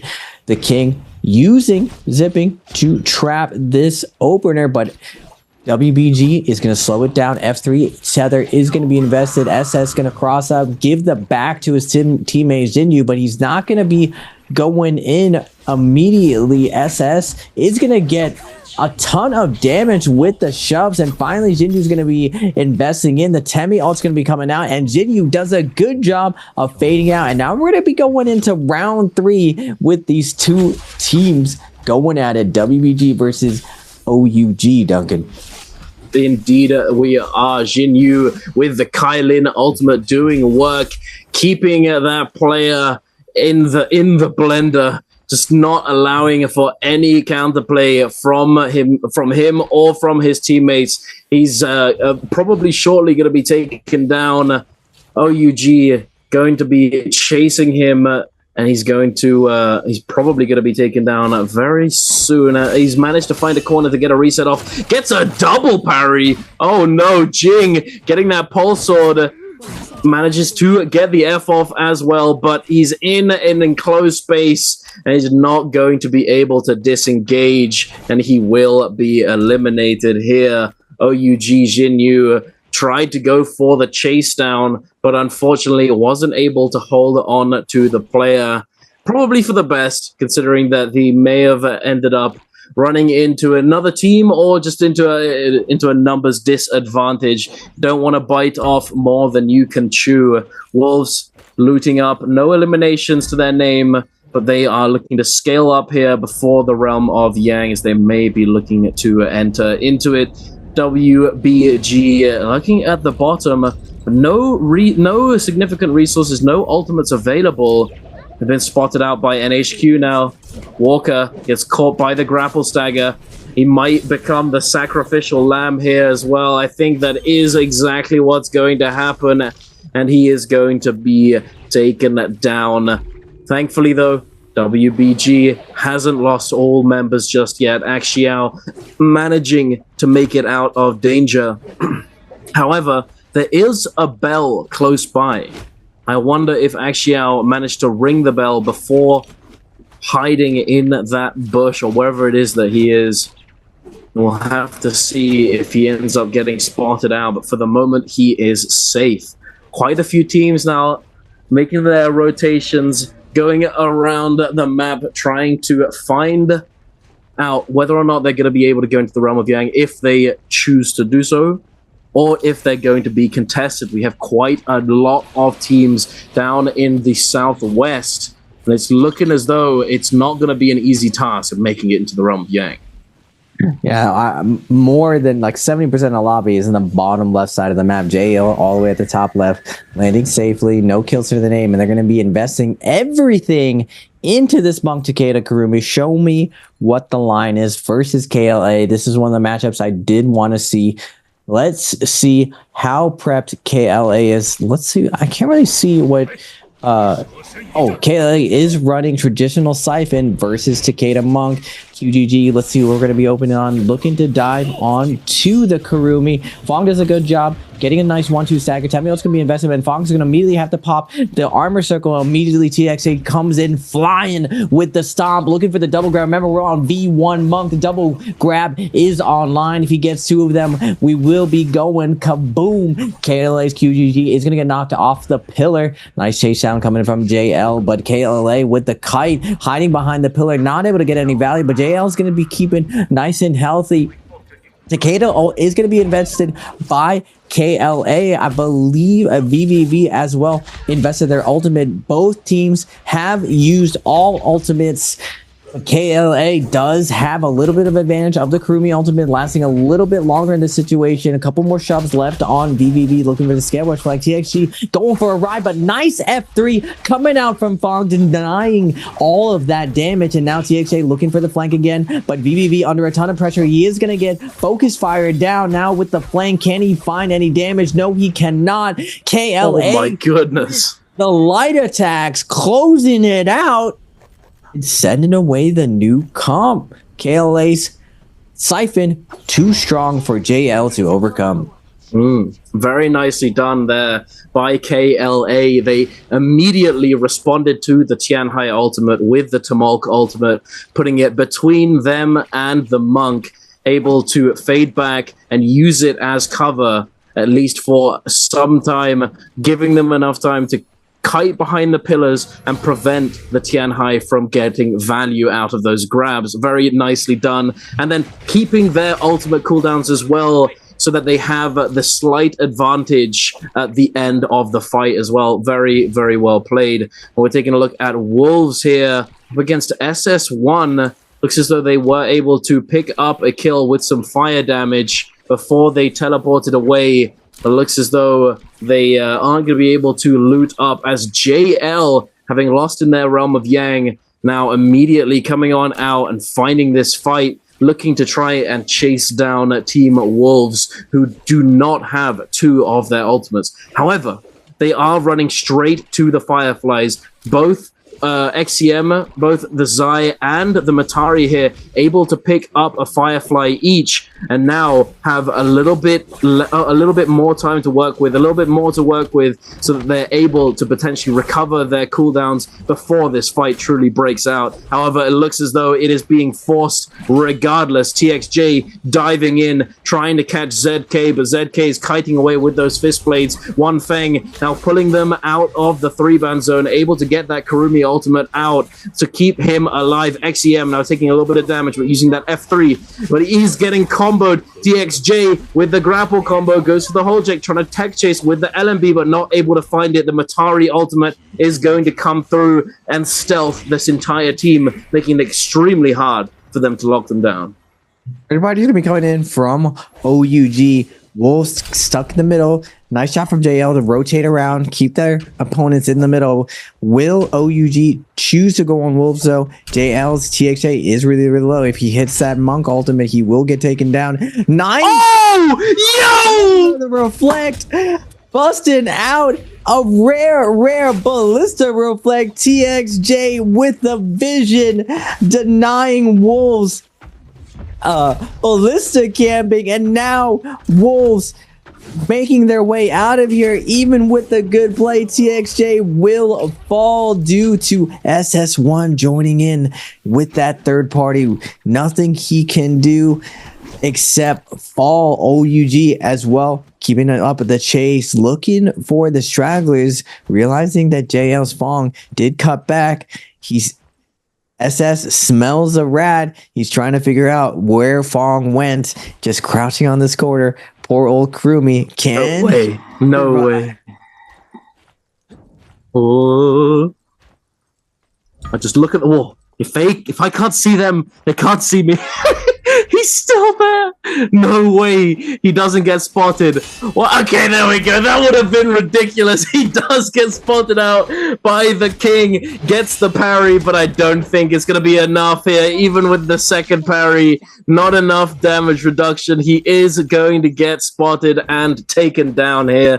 JL being fully eliminated from this lobby with 0 eliminations. A very sad sight to see coming out from JL. But oh my goodness, that Tianhai Bell reflect on the ballista. Oh, that was juicy. I've actually done that before. I did it once before in on a Holoroth map up in the north on that northern ballista. From a mile away, I saw it. Snake Eyes, it sent it right back at them. Those of you who don't know what we're talking about, Tianhai's Bell, his F skill, has an ability to deflect range weapon projectiles. So any projectile that comes his way gets reflected right back to wherever it is that you're looking. So if you got your cursor on something, you got your crosshair there, you're going to reflect the thing right back in that direction. So what he did was look at the ballista with the bell and time it so that the ballista shot got reflected right back at him, and it hit him dead on as well. Just truly a rare and a very rare sight to see. Very nice to see it though finally come out. We don't see it very often, but it's always cool. Regardless, we are going to be going into our second stage of Realms of Yang. KLA posting up, waiting to see if they want to jump in just yet, or if they want to see if they can potentially secure the Realm of Yang without having to take a fight, securing a buff without any risk at all. Looks as though they might be forced to go in though pretty soon. If they don't go in soon, then Ace will be able to secure it for free. Looking at ASE's composition, it looks like that's a Zai, so we're gonna get the Xiphon versus Siphon. I'm gonna start out on the pillar. Who are we going on first? Both of these teams super stacked, putting themselves in a good position if they're able to win this, and putting themselves in a bad position if they're not able to. After he's gonna be coming out, they get the stagger and the juggle of the Temi. No gold left to his name. He popped his F already. CXZ is gonna be popping off that Temi ult, and Water's gonna pop the Matari ult, letting his team get out of there. Nice job from Lemon to use his F3, get some peel off, and now KLA down to ultimates. What can they do? Trading out that Matari ult. Actually, only one ultimate. Temi ult is going to be traded out. We still have the Zai ult. Which ult is going to be going on? One support, one offensive. Lemon coming out, looking for the scale rush. Doesn't get the stagger. CXZ gets the parry, doesn't get the punish. Nice PO coming out from Lemon. Half charge into the uppercut, not able to get it. Focus attack gonna come out from his teammate. Still, damage has been done. Corky's gonna be taking a ton of damage right now, down to his last little bit. He is gonna pop his ultimate, but now Takeda hot on his heels. Can he get away? He's against the corner. He needs his teammates to peel for him. Lemon's doing his best job with the Zai ult. They do finally get the peel. Corky gets a second life, but now Lemon's taking a massive amount of damage. Can he get away? Double jump's gonna be coming down. Takeda ult does get the shove off, and Lemon will fall. KLA poised to take this. CXZ is really low. Water against the corner though. Nice half charge coming out. He does get the fade away, but CGG will not let him get away and closes it out with the double hold dodge RMB. Can KLA be stopped? Their Siphon's looking nice and clean today. It suddenly is, and it's going to look extra nice with that Mortal Defiance that they get out of that buff from the Realm of Yang, as well as the Draco Storm on top of it. Now, as you said earlier, certain teams have been opting to go for the Draco Storm, something that we typically never saw unless a team went uncontested in the Realm of Yang, as Draco Storm is the only buff when picked up that does not replenish your ultimate's charge, meaning that typically when you fight in the Realm of Yang, you use your ultimate. So going out of it, you probably want to have your ultimate ready to go so that you can actually take a fight immediately. However, I feel like it's partially a mind game in that if you see a team with Draco Storm, you assume they have their ultimates because they have Draco Storm and that they could have picked up from a Spirit Well or from a Yang that went uncontested. Or I think that it's also possible that one of the reasons why teams have been choosing to do this is because the Yang now lasts longer. So the Realm of Yang duration, the time that you have to fight within the Realm of Yang, is longer than it was before.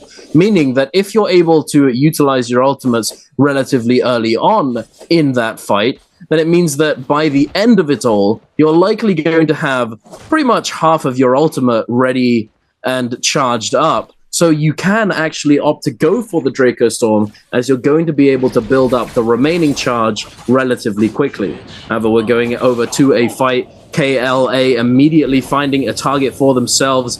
WBG Jing, unfortunately not able to stay on his feet, regardless of the fact that he used his ultimate to try and peel himself. He is going to be taken down, but are they going to spot out these other players, Raven? That perfect spot in there, I think he may have been spotted by the Draco Storm. He got hit by the Draco.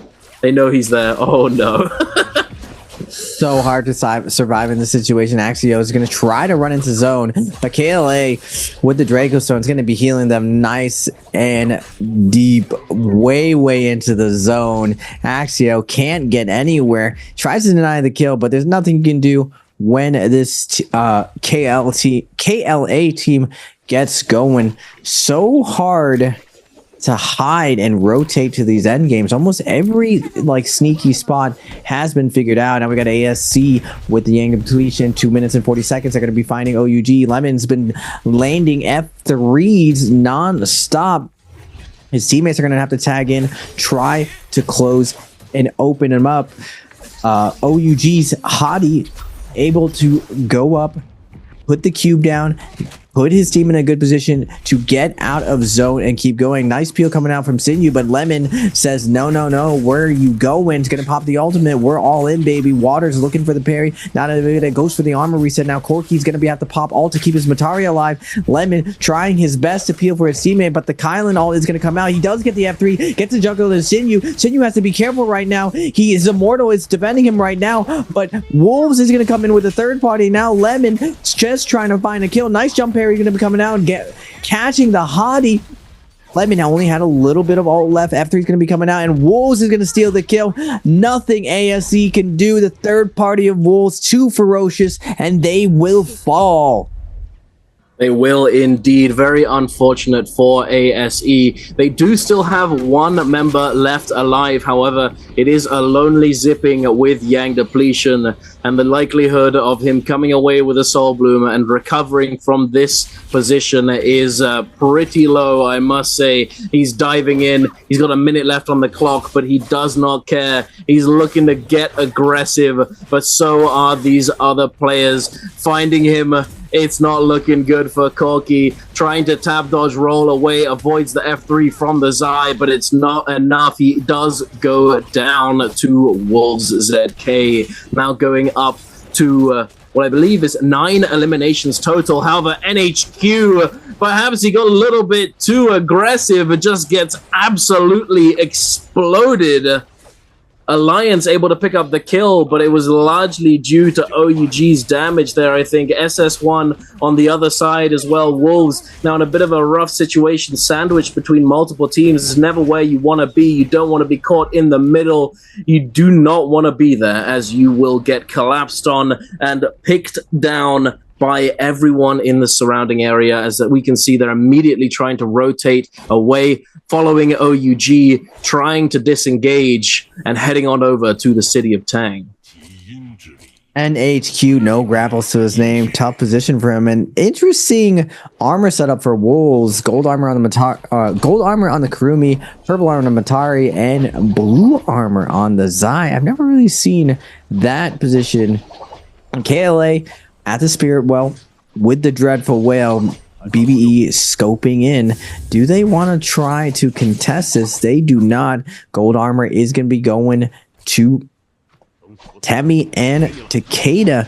Interesting again. It looks like BBE is scouting out to see whether or not they can salvage some armors here. 18 people left on Holoroth. Now, not like a super blowout game, but we've been seeing something pretty consistent across the board. Usually there's 3 teams with 8 to 9 kills at this point, and it's generally not the same composition. Alliance is going to be moving their way in. NY7 on the Viper with the purple armor. We're going to be getting a nice Metab endgame. We've had a lot of cliffside endgames, a lot of wide open endgames. We haven't had a nice, juicy, lots of angles, a building endgame, Duncan. The scale rush is going to be going crazy. The little pockets of fighting are going to be going crazy. Which composition can hold their space in this spot? We're gonna have to give it to Siphon, though. All the Siphon teams won their Yangs. KLA's looking really spicy, and that's the one thing really good about Siphon. It's good on all terrains. Absolutely. I will say that if the Viper teams are able to find a good timing, they could be very devastating in the third party situation. You know, you come in with a massive silence on the F or a massive anti-heal F3. It can be extremely rough to come back from, especially if you combine it with a Tessa ultimate to follow up. Can be really hard to come back from if they time it correctly. However, it's not going to be easy. As you said, all of these Siphon compositions, they do extremely well on all terrain, and they're very hard to take down considering the amount of healing that they're able to pump out consistently, especially KLA here, who seem to be just on an absolute rampage, heating up off of their previous game, now dominating this lobby with this Siphon composition. However, we do see Wolves here lurking in this building, and I think the reason why the Zai had that blue armor before was because he died and had to pick up a blue armor on the res, but they've now swapped it over. However, ZK has the blue armor on the Matari, and also has the Aurora Burst. Aurora Burst being one of those Jades that we all know is so impactful in tight spaces. And with all of these buildings and this Spirit Well now, they might be able to secure the buff along with all of the loot that comes with it using this Aurora Burst. Yeah, Aurora Burst is one of those Jades that you can just get 100 to 0 because it has that silence. And it looks like Wolves, because of that blue buff, because it refreshes all 3 players immediately pop their ultimate and let everyone know on notice wherever they want to go. They are allowed to because they have double ult, baby. NHQ is going to be coming out. We want this right now. This is mine now. NHQ landing in with the F3, knocking this team off. SS1 saw them grab the buff, sees the blue buff, realizes, all right, this is yours now. We're out of here. Multiple rooftops all along here in Metab, inside buildings, outside buildings, against walls. NHQ moving around. Wants to claim another rooftop, wants to get in there, has the first F3 Matari ult's going to be coming down, second F3 is going to be going down, but SS1's Tessa is going to be able to connect, multiple cannon shots from the rest of the lobby coming out. NHQ trying to take this rooftop out, so many people in this little bit of corner though. F3 is going to be invested again. Wolves very aggressive in this end game, looking around, trying to call a target. They are going to slow it down a little bit, get the tether online, but they're right back at it. Multiple teams on the outside. Looks like Alliance doesn't want any part of this, but BBE is trying to weather this storm that is Wolves. Wild stuff coming out for them, but unlike the Tiger buff, they just know where players are. They weren't able really to hold everyone down. These buildings just providing such good kiting ability, and good job on BBE and the lobby to ice off the pressure from Wolves.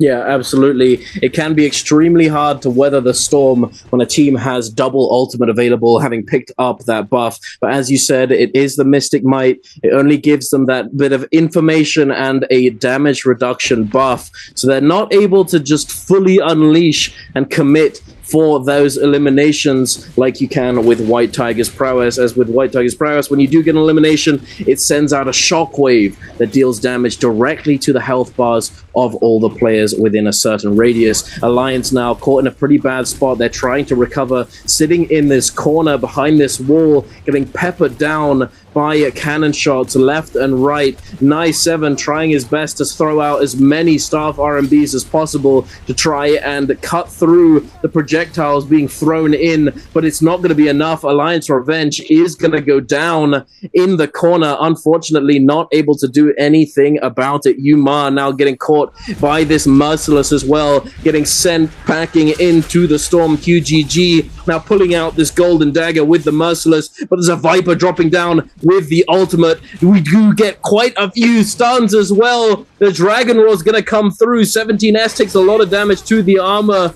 but it's not going to be enough. The Dragon Roar able to cut some of that damage in half. QGG now going crazy with the Dreadful Whale. Who's coming out on top here, Raven? It's getting oogly. It's getting spicy. KLA, perfect position by them. They don't want to overcommit right now. They want to secure their kills and for this placement, but Wolves up to 12 kills right now. They've been hyper aggressive throughout this entire endgame. They do not care. They're playing for kills. NHQ has been claiming everything that he wants, going over, whipping people into submission on the Zai. This rooftop is theirs now. KLA in a top position. They realize that this team on the roof needs to go. QGG is dumping the cannon shots on, but the twin shots responding from Wolves, going back and forth from these two teams. NHQ needs to get his ultimate back up. We got 38 seconds left. The zone is closing in. QGG has all their ultimates. The Temi wall is going to be coming down soon. What can Wolves do? Aurora Burst on the top rows. QGG is going to come out trying to claim this for himself. Pops the F1. Grapple over and over. He's going to be popping that Takeda ult. This last little bit of zone, the most important real estate going into this last leg. KLA perfectly executes, grabs the center, keeping as healthy as possible, but OUG with the Kylan is going to be knocking people off left and right. You see KLA in the feed getting tons of kills. They make their way off, and they are going to secure that win. Woo. KLA just with a massive game on Hollerath. No one could stop them. Of course, if you went to any of these Firefly spots, you ran into those two teams. But we're going to see KLA, the previous round's winner, fighting off versus ASE. Take it away, Duncan. Indeed, we've got the spicy start. CXZ, no armor, white spear, trying to disengage. He sees the Takeda right behind him, use that F1, denying the possibility of sending out a blue focus attack and just trying his best to grapple away. It looks as though his teammate Godley is in a bit of trouble. ASE are looking to try and chase him down, but on top of that, looks as though we have DRG coming into the mix as well, who seemingly have gone straight for the Fireflies, but we'll have to see what happens there later on as we have a fight taking place down in Wreckage Plains. Alliance up against WBG. Nice7 with that Zai ultimate and purple weapon doing the damage, taking these players down very quickly. But JL, they see this fight, they see these players, and they assume correctly that they are a vulnerable target to go for. No Zai ultimate, no Matari ultimate, but they do have a Moonbane, so this might cut them off at the heels. It might be a little bit too much that they can stomach. I don't think they're going to be trying to force the fight through the Moonbane, as it is it's a little bit dangerous, as well as JL not having had the best game before. They might be a little bit apprehensive to get too aggressive off the start of the game. Yeah, we saw multiple timing attacks over there at Shipwreck. The Fireflies, all the Zais immediately having ult off spawn. Zai's ult, one of the most impressive on spawn. Speaking of impressive though, BBE Roy He fighting against Wolves, Sem on the Kylan. The Kylan ult extremely impressive, overtaking Zai's actually. Hadi is going to be popping his gold F. He tries to get away. The clank is going to be enough to take him down. And Wolves is going to continue their climb. They're absolutely destroying on this game 3. Now we're going to get ASE versus DRG all the way in the north. Isolated fight out here. Nice. Lemon on the Takeda. Only white armor to his name, though. Only white ult to his name. The white ult Takeda, very, very short. Hard to get as much value. Nice shot from Corky. Able to hold the line. Deny the pressure onto Lemon. Matari comes in with the Invis. Trying to land the first dash. Good dodge by Lemon. Unfortunately, cannot keep the dodging of the dash plus Meteor is gonna take him down. Don Q is gonna be following KLA's QGG. Nowhere left to go. Isolated up north. They are going to find the kill. Now KLA coming back. Wait, KLA coming out of nowhere. Looks like they res up here. Godlake's just gonna fall over and get deleted. Hello, goodbye. Paper armor not gonna be paying off. And DRG is going to be coming out off spawn.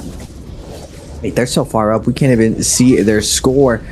Wait, with 6 kills, I knew it was a 6-piece. This seems to be the value meal that people are going for off spawn, Duncan. Indeed, bang for your buck. That's what you want. But it looks as though we've got a bit of a scrap between JL and Alliance. It's not looking good. Alliance with a Moonbane. JL, just the bane of their existence right now. The Moonbane preventing them from getting any value off spawn. They couldn't engage in Wreckage, and they couldn't engage here without fighting through the Moonbane. However, it looks as though 521 has spotted out this Moonbane on the map and are rotating right on over to where this fight took place. Alliance, now without their cooldowns, might be in a bit of a tough spot, but 521 hasn't spotted them out just yet, and they have a bit of a head start on the retreat. They're going to be able to disengage fully before 521 are able to get those grapples going and get their hands on these players. Now heading on over to the south of Celestra, WBG and TE fighting it out. Han taking a little bit of damage from that fan R&B, and the F3 from the Viper. The anti-heal debuff is on top of him, but he finds a quick armor swap. 1 HP. Oh my goodness. Almost able to disengage. I mean, it was a bit, say almost, it was kind of close. Perhaps if he'd managed to get a scale rush off, he might have been able to pull Walker away from the fight, but it was not to be. However, the fight has been equalized. TE and WBG now in a 2 versus 2 situation. Walker trying to disengage is not looking too good for him, and he does get eliminated. Wait, not 2v2. Wait, I'm confused. How did Han get res so quickly? Or did he res himself, perhaps? I think he must have resed himself, because there's no way they got a res off that fast. He must have instantly released and gone over to the rebirth station right next to them to salvage this fight, coming away with 4 eliminations early on. A very good start for TE, especially considering that they're still at the bottom. WBG has been eliminated, though, so they can ladder up a little bit. SS1 hasn't managed to find any elimination so far this game. It could be the game that brings them into the qualifying spot, but we'll have to wait and see. 521 and ASE looking to scrap it out over here, perhaps. Are they going to? The score spread is actually really, really close. Even though TE's in last, it's only 23 points away from the threshold. Multiple teams contesting for it right now. SS1, ASC, and 521. 521, 71.2, with 74 being the threshold. X1 isn't... Wait, X1 is playing today, I believe. They do fall. No, X1 isn't playing. X1 isn't playing. SS1 is playing. X1 is playing. SS1.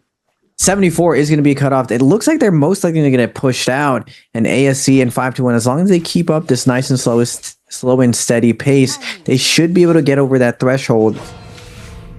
Is it possible for the former champs TE to get through? I mean, we've seen teams get those 15 to 20 point games. So if they have a MVP round here, there is still a chance for them. And this is like the closest point spread I've ever seen within the league. Very, very competitive. Not many teams have found their footing to have a huge edge over the other teams. Now going into this first Yang with the knowledge of who's sweating right on the end. What do you do in this position where you know you need to qualify, and you know only need like 7-ish points?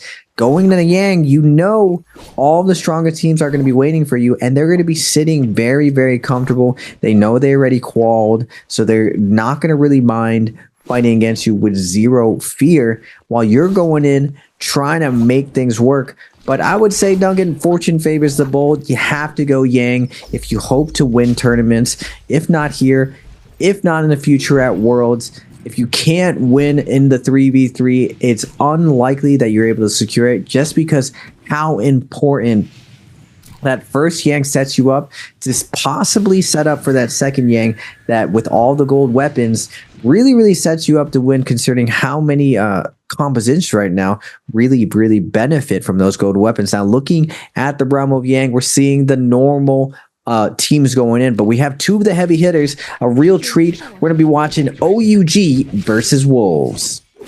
Indeed, we are. XCM diving in straight away with the grapples. Now, Scale rushing around, having taken a little bit of damage and had his aggression cut down.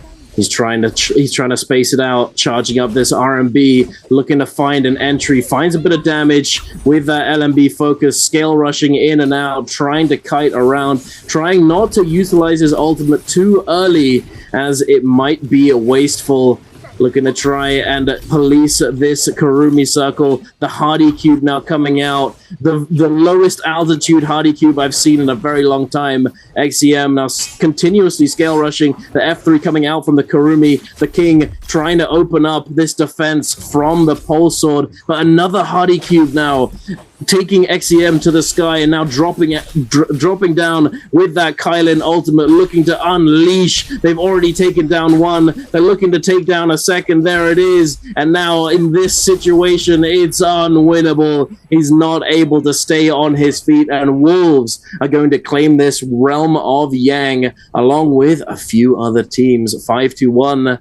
Actually securing their buff, their Mystic Might buff in the top right, as we see from a Spirit Well, I'd imagine, as we now have 3 Vermilion Birds Might teams and 3 teams with Yang depletion. The Yang depletion situation going to get spicy with all of the Fireflies around, if there are any left at this point, is going to it's going to result in quite an aggressive fight for a lot of these players. TE still lurking at the bottom, but as you said, and I completely agree, this is one of the most competitive series that we've seen in a very long time. And I wanted to ask you if you think that it's because the teams, the sort of the slightly weaker teams, or like the teams that used to be weaker potentially, have leveled up and improved their game, or do you think it's because of the composition meta and how you've been talking about that there doesn't really seem to be one composition that is dominant over others, and how now, because of the equal power, or the equalizing of the power of these top compositions, that is the reason why we're seeing a very close spread in these points? I have to say that I feel like teams got complacent with the old placement. The placement rule set, you were able to play very safe without very little risk. So obviously you're not going to feel as much pressure if you don't have to risk as much. KLA is going to be taking a ton of damage from the pressure of DRG's Don Q9. Godlike will fall first, and now QGG trying to make his way out of there, trying to make his way to Celestial. Gold Up's going to be invested, but DRG's Don Q hot on his heels. Nice job dodging the first grapple. Double one charge coming in, gets the wake up, but Don Q has the Zai ult. QGG does have the Hottie ult, and he's actually not able to get it down. Good job from Don Q to keep up the pressure, but now the third party is going to be coming in from BBE's Royhihi, Fat Milk, and Ivan. Royhihi already investing his Kylan ult, Kurumi ult on DRG already invested, but you see Roy just slashing through over and over, ragdolling everyone. Or he is going to get that V1 from his zipping, keeping his health nice and high, but it's not gonna matter. Just the amount of damage done to yourself. That's the downside of Kylan's ultimate. He takes so much damage. The F1's gonna be coming out. Roy, he's doing his best to scale rush out of here. He lives barely with just a sliver of life. Now DRG is in the middle of a tough situation. Multiple teams are going to be coming in, and now BBE on full retreat. Ibans has fallen. Only 2 players remain, but ISC with the jumping LMBs repeatedly trying to lock down Roy Hee, but Roy Hee is out of there. Nice job using that fan in that instant scale rush to get out of there. Another team jumping in, ASE, is going to pick off Fat Milk. Everyone diving into this Celestia. But now on the outside, JL versus SS1. Groomy Alt's going to be invested. Can JL clean this up, Duncan? Well, it looks as though they might be able to do just that. Having already taken down one, they take down the second, and now it's just a matter of cleaning up this final kill in the 3 versus 1. And they are able to make short work of SS1's final remaining member. But now 521 taking upon themselves to come in and go for this third-party situation. However, this Tessa taking a lot of damage, forced to use the ultimate very quickly. JL very fast to respond. The Zai ultimate still online, able to do some fire damage. Yin taking quite a lot. The fire tick is coming through, but is it going to be enough to eliminate him? I don't think it is. VVV is going to be eliminated by Pampy here, and now the Wu Chen ult is going to teleport them to safety immediately, going right on over to the 3-ban zone, to the Forbidden Idol, and activating it so that they can't be followed up on with at a disadvantage, immediately utilizing it to equalize the playing field, having just used their ultimate abilities. Very nicely done, having the presence of mind to put that Wu Chen port in that specific spot to be able to disengage extremely risk-free. TE now looking to loot up, having used that Kylan ultimate, having jumped in to see if they can get some kills, as they definitely need them, but unfortunately not able to secure any more eliminations for the moment. OUG with 40,000 Darktide coins, looking to do a little bit of shopping, potentially before they jump on into the Realm of Yang. Oh, who knows? We haven't seen them go in just yet. Wolves seemingly going uncontested for the moment. They are looking extremely stacked. Golden dual halberts onto XEM with that Kylin ultimate is going to be doing a hell of a lot of damage. ASE not looking for the Realm of Yang, instead heading on over to the Spirit Well and looking to secure that for themselves instead. But Alliance at the last second are going to be jumping in, as well as DRG and OUG in a separate Realm of Yang. Take it away, Raven. Who's taking the dub in this fight? Wolves has been absolutely unstoppable. They've shown that they've been a top 5 team. It wouldn't surprise me that they just absolutely crush Alliance right now. Zem on the Kylan is going to be delaying, looking for the scale rush on the pole sword, making his way in, looking for the parry onto Matari, not able to get it. Zai with the flank, and XCM is going to get cooked up by the Zai, but the cube is going to be coming up, trying to delay, holding his ultimate. Standard play from the Hottie, canceling his ult initially, and now XCM is going to be popping his ultimate, V1 ult as well, assisting him so he can get some nice slashes, ragdolling Alliance back and forth. Zai has a really tough time versus a Kylan.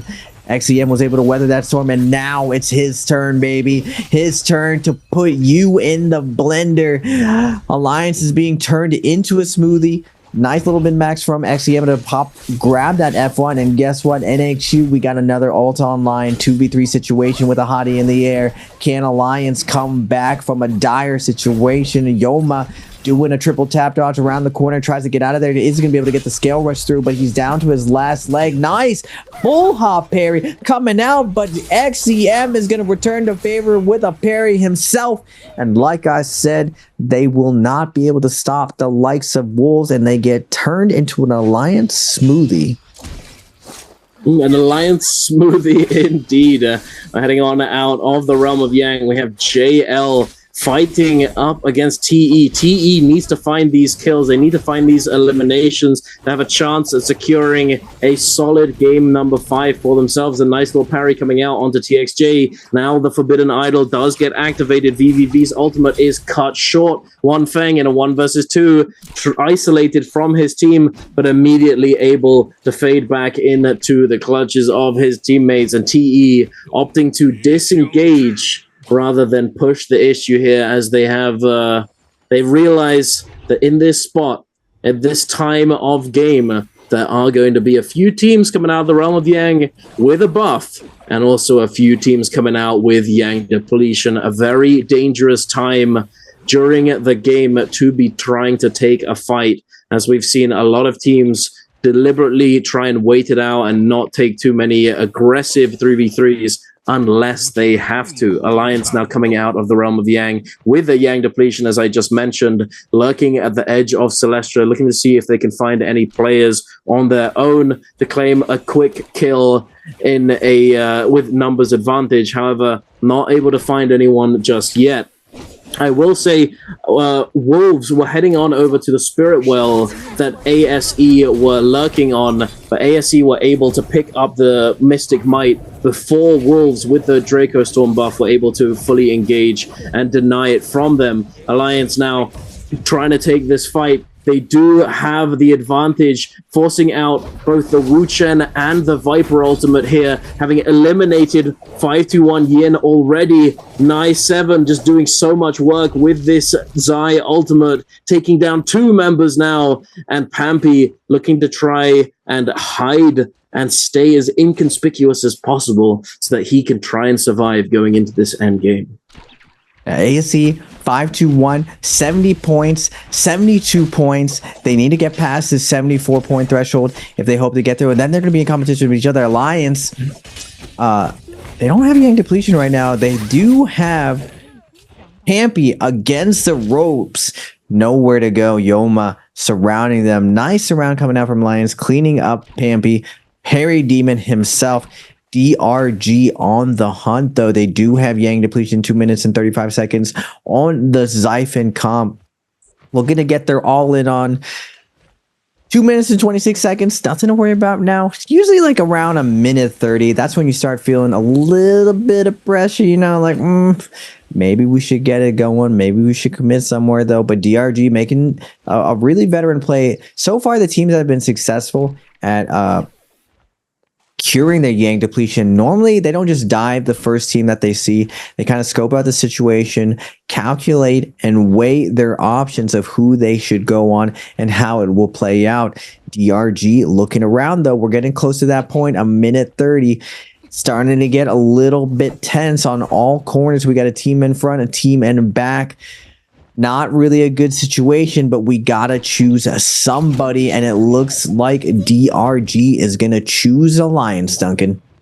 It does indeed, and possibly the perfect target for this fight, as the Alliance Zai has yet to recharge their ultimate, not able to get it up just yet. The OQ9 flying in with that F3, putting pressure onto Yuma. The Matari ultimate does come out from both teams, refreshing that F3 cooldown for Don Q9. Now he popping his ultimate as well, has F3 ready to go, but the Matari just dashing through, being a menace, disrupting the Zai, preventing her from doing as much damage as she would hope. Don Q9 now fading up, going up the cliffside, trying to find the moment to re-engage, and Yuma does go down. Don Q9 able to pick up the kill, but does he get the soul blow? I think he did. However, Kakaishi on the side does go down, having had Yang depletion as well. There is no chance that he will be resurrected either. WX98 is still in the thick of it, it seems, as well, trying to make something happen, but he's not going to be able to do anything in the face of OUG and Wolves, and TE lurking in the distance. Now OUG trying to find an opening, see if they can sense any weakness from Wolves here. Looking to jump in with these fist blades, looking to loot up from this body left behind from DRG. It looks as though DRG's Zai still alive, having managed to cleanse the Yang depletion and found a spot to hide for the moment. But we're going down now to 21 players left alive. The 80% Moonbane is going to be coming through as well. And the Spirit Well there is going to be being picked up relatively soon. DonQ9, I think he's managed to find himself a Rebirth Charm, and he is going to be resurrecting one of his teammates. Very nicely done. However, I'm not sure if they're going to be able to pick up the third. Oh, no, he does. He gets both. That's insane. The full recovery, Raven. That's pretty nice. That's pretty nice for DRG. However, White Armors, not so nice going into this endgame. No problem. As long as you're not dead, you can get kills going into this endgame. DRG does have 13 kills. Alliance has 13 kills. They don't really need any more kills right now. They can try to salvage this game, play for the first place, but they do need to make sure that Wolves does not take first. Now, the tough part about these lobbies, ladies and gentlemen, we have privied information, seeing exactly who's playing what and how many points each team is. These players, besides seeing the actual kill feed, have to slowly deduce who's doing well. And most of it is just like seeing who has good armor, who has nice weapon or good range jades. That's generally the most scaled team. And most of the times, the most scaled teams also have the most kills. So you can reasonably figure this out. Now, go into this last leg. They did change the rule set. I've been saying about this all night or all morning or afternoon, depending where you are. The rule set is a little bit different. We're playing for kills right now. That's why the point spread is so close. There isn't that big of a multiplier that you just get for placement. Now, you do get a little bit for placing up a little bit higher, but the majority, the meat and potatoes, how you're winning these tournaments is definitely going to be heavily favoring kills. Now, the last leg, which I love to see, and why we're still getting these nice juiced up end games, is going for that first place, that 1-2 multiplier. I cannot express, I've been having a lot of deja vu today, Duncan. This end game brings back lots of memories. For some reason, this end game happens a lot on Morris. Now, looking at right now, who do you feel, Duncan, is gonna take this last little bit? I gotta give this one to Wolves. They're set up really nice. They got a Gold Fist in deck, and not gonna lie, the Gold Fist is a force to be reckoned with. Whoa, but OUG SS has a Gold Fist too. We got multiple Gold Fists. Gonna be a lot of fisting in this end game, Duncan. Indeed, that will be.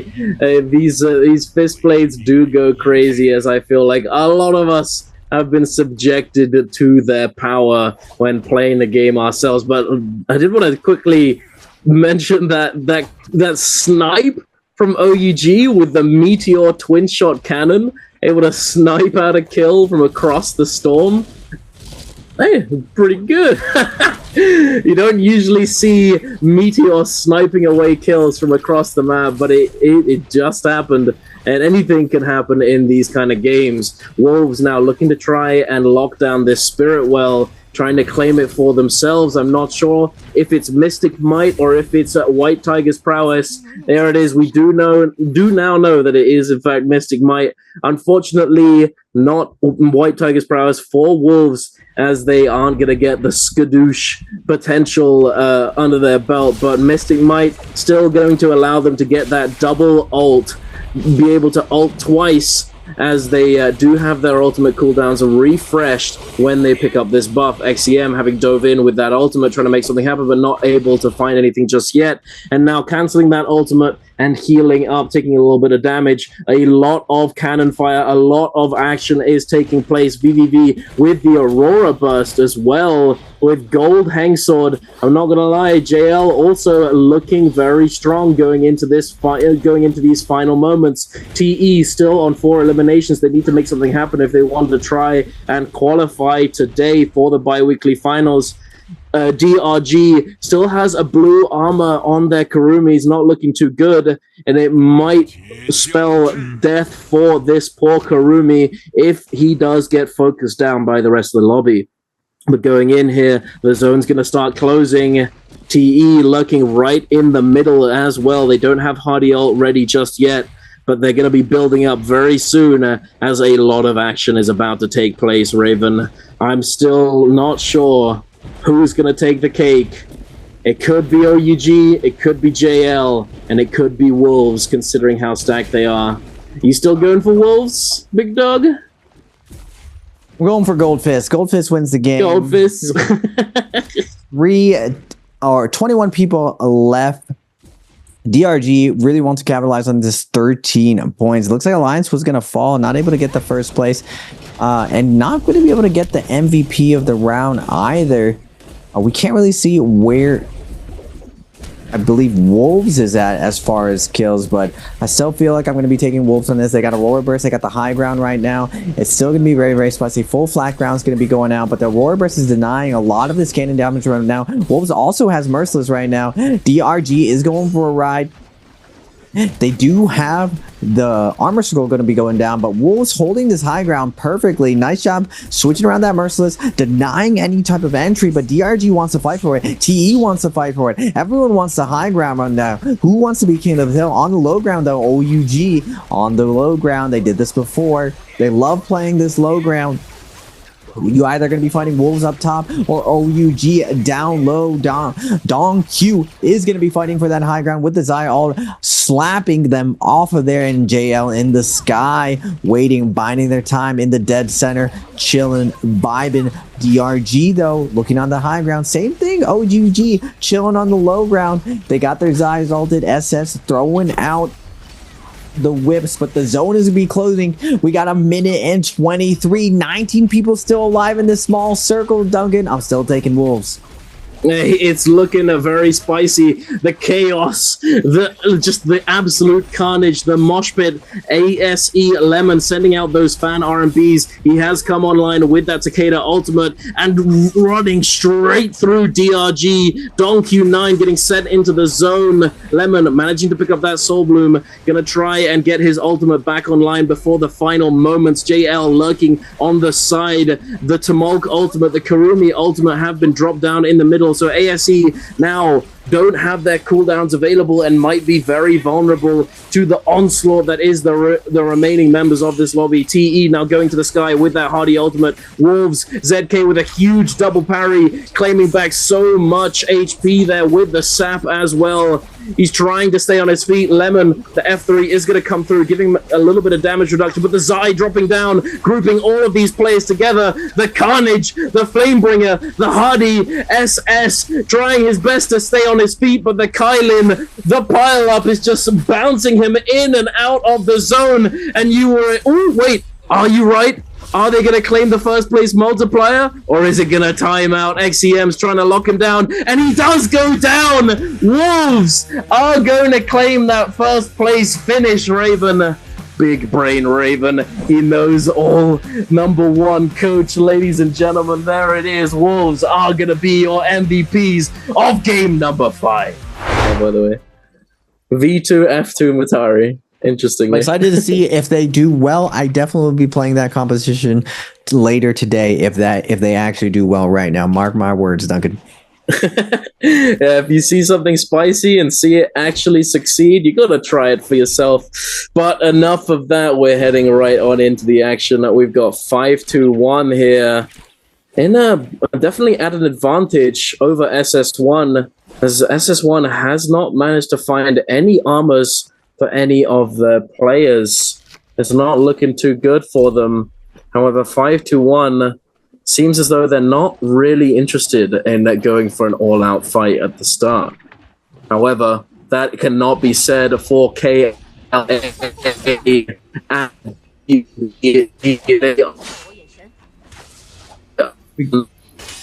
We got with the Viper as well.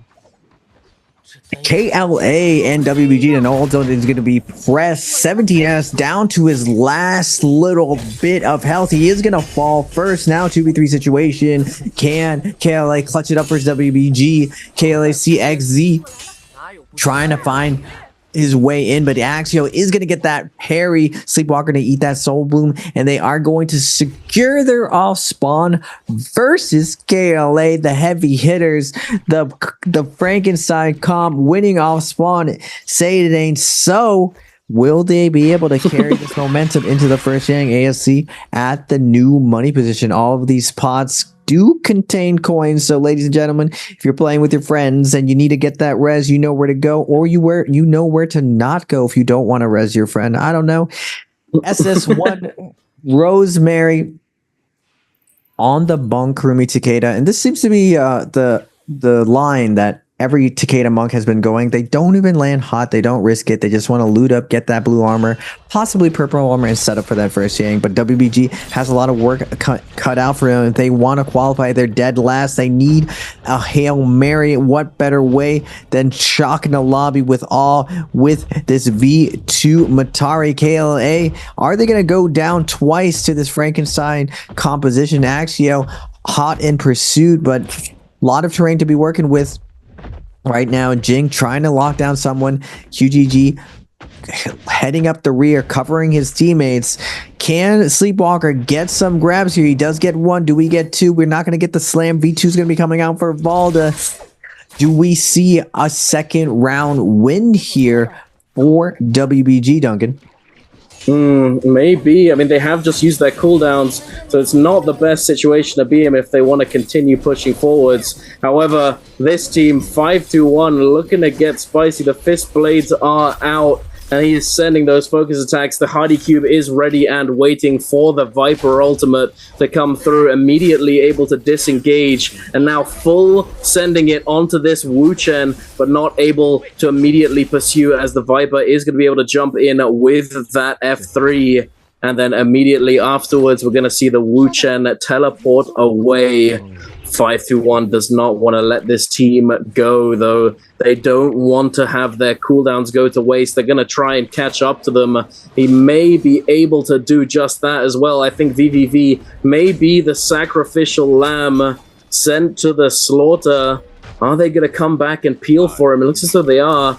They're trying to stay together. No man left behind, indeed. Pampy taking a lot of damage, though. The F3 is going to come through. No healing for a little bit of time, but is stalling out with these fist blades. No stamina. Is he going to get cooked? He does indeed. Bites off more than he can chew. JL able to catch him in the stamina trap and take down 5-2-1. Thought JL was going to be fading away. You thought BBB was going to be sacrificed, not TXJ. He doesn't leave his brother behind, but we're going to see ASC versus... who's looking like OUG. Temmie also going to be invested. Water with the Kylan ultimate, trying to make his way through. The King is going to be falling to Waters. Flashes back to back, and now Takeda getting tech chased by Zipping over and over. Wait a second. SS was going to be going down. Water a little bit soon to look away, but the Red Jade, the 1,000 health, Mortal Defiance, able to bring up SS back to full health, and now Corky is going to be hot on his heels, trying to lock him down. Water realizing we should have just finished him off earlier before he switched target, and SS is going to get paired right now. Goes for a ride. No combo break from Mr. Takeda. He is going to get put into the dirt, but OUG King is going to live to fight another day. Indeed he is. Thank goodness as well, as he does not have his resurrection available. He needs to try and disengage and meet up with his teammates so they can look to recover in this game number 6. They're not in danger of not making it to the bi-weekly finals. However, getting as many points as possible is obviously ideal, as you take a percentage of those points forwards with you into the bi-weekly final. Now, 5-2-1 trying to salvage their game, not looking too good right now. This is a team who does need to try and secure their spot in the top 12 if they want to be playing this weekend. And off the start, it's not looking too good. No kills, no armors, no nothing. It's not looking that very good for them, but hopefully they will be able to recover, as they've managed to find themselves an area that it has just a little bit of loot left over, just a few scraps. ASC making their rotations might bump into them pretty soon, though. Can 5-2-1 weather the storm? Can they disengage if they get spotted out here, Raven? It might be a bit dangerous for them. I'm really sweating looking at WBG's 7 kills with the Frankenstein. They're at 60 points right now. They're going to need 14 more points. It's looking winnable for them, Duncan. I'm not going to lie. 7 kills is a lot. If you get up to 9, you can possibly just scoop up 10 more in an end game. Now, technically, game 6, a lot of teams end up going big or going home. They start trying to overheat, go for everything. But it looks like so far, teams are playing a little bit slow. Now, I'm really excited to see whether or not this Valda, Matari, Monk does well in Yang. Now, on paper, it looks a little bit troll, but because Valda is very, very tanky, because Matari can secure anyone getting really low, and just because Monk creates so much pressure, and I would say a lot of teams are not as practiced versus Monk right now, I could still see them winning in Yang versus a lot of the traditional comps, because when you go in, you're just going to see, what is this Matari Valda? And a lot of the times when you see a weirdo comp, you're just going to try to target one character, and that's generally not an ideal strategy, but it's the best you can when you see something so weird right now. So it might be lucky, it might be genius, but I kind of want WBG to win this one to close out our day, Duncan. Yeah, I mean, everyone loves an underdog being able to come in and clutch it up with the goofy comp that they've got for themselves. You know, V2 Matari, Tianhai, Valda with V2. It's very it's innovative, to say the least. But we'll have to wait and see as we have the Realms of Yang kicking off. SS1 jumping in. Looking to scrap it out on their Takeda, Kurumi, Tianhai. Are they going to be able to get the dub here against this hardy Kylan composition? The bell comes out off of that stone form dodge. The Takeda has used his ultimate now. Tianhai looking to come online and protect his teammates, but the hardy cube is going to be the immediate escape for this team, for Wolves. The zipping, though, is getting focused down, pushed up against the wall, trying to disengage. Does get the grab onto one of these players, does get the slam, and it looks as though they're in a 3 versus 2 situation. Another grab coming through onto XEM. The Bob bolts and the I can't remember what it's called, the poison, the Bob bolts. What is it again? Venom tip. Venom. I haven't used this Jade in a million years. I don't think I've ever deliberately tried to use this Jade. But SS1 Rosemary running around with the nunchucks, pulling out the fists as well with the slap, looking to slap these players, trying to close this out, but not rushing to do so. There we are. We get the elimination. Now one more kill to be had. XEM made short work of, and they're able to claim the loot from the Realm of Yang. Really good job from SS1. The Takeda able to keep up the pressure. And even when he is swarmed around, 2v1 situation, Kurumi sitting back, but Rosemary able to get multiple grabs, and they're able to follow up with it. Now, I feel like Takeda Monk deals well against the hottie composition. I feel like it's pretty even. I wanted to see more of a Temi Monk situation versus them to see how Takeda has to deal with that wall, but fortunately we'll have to see if second Yang brings me my wishes.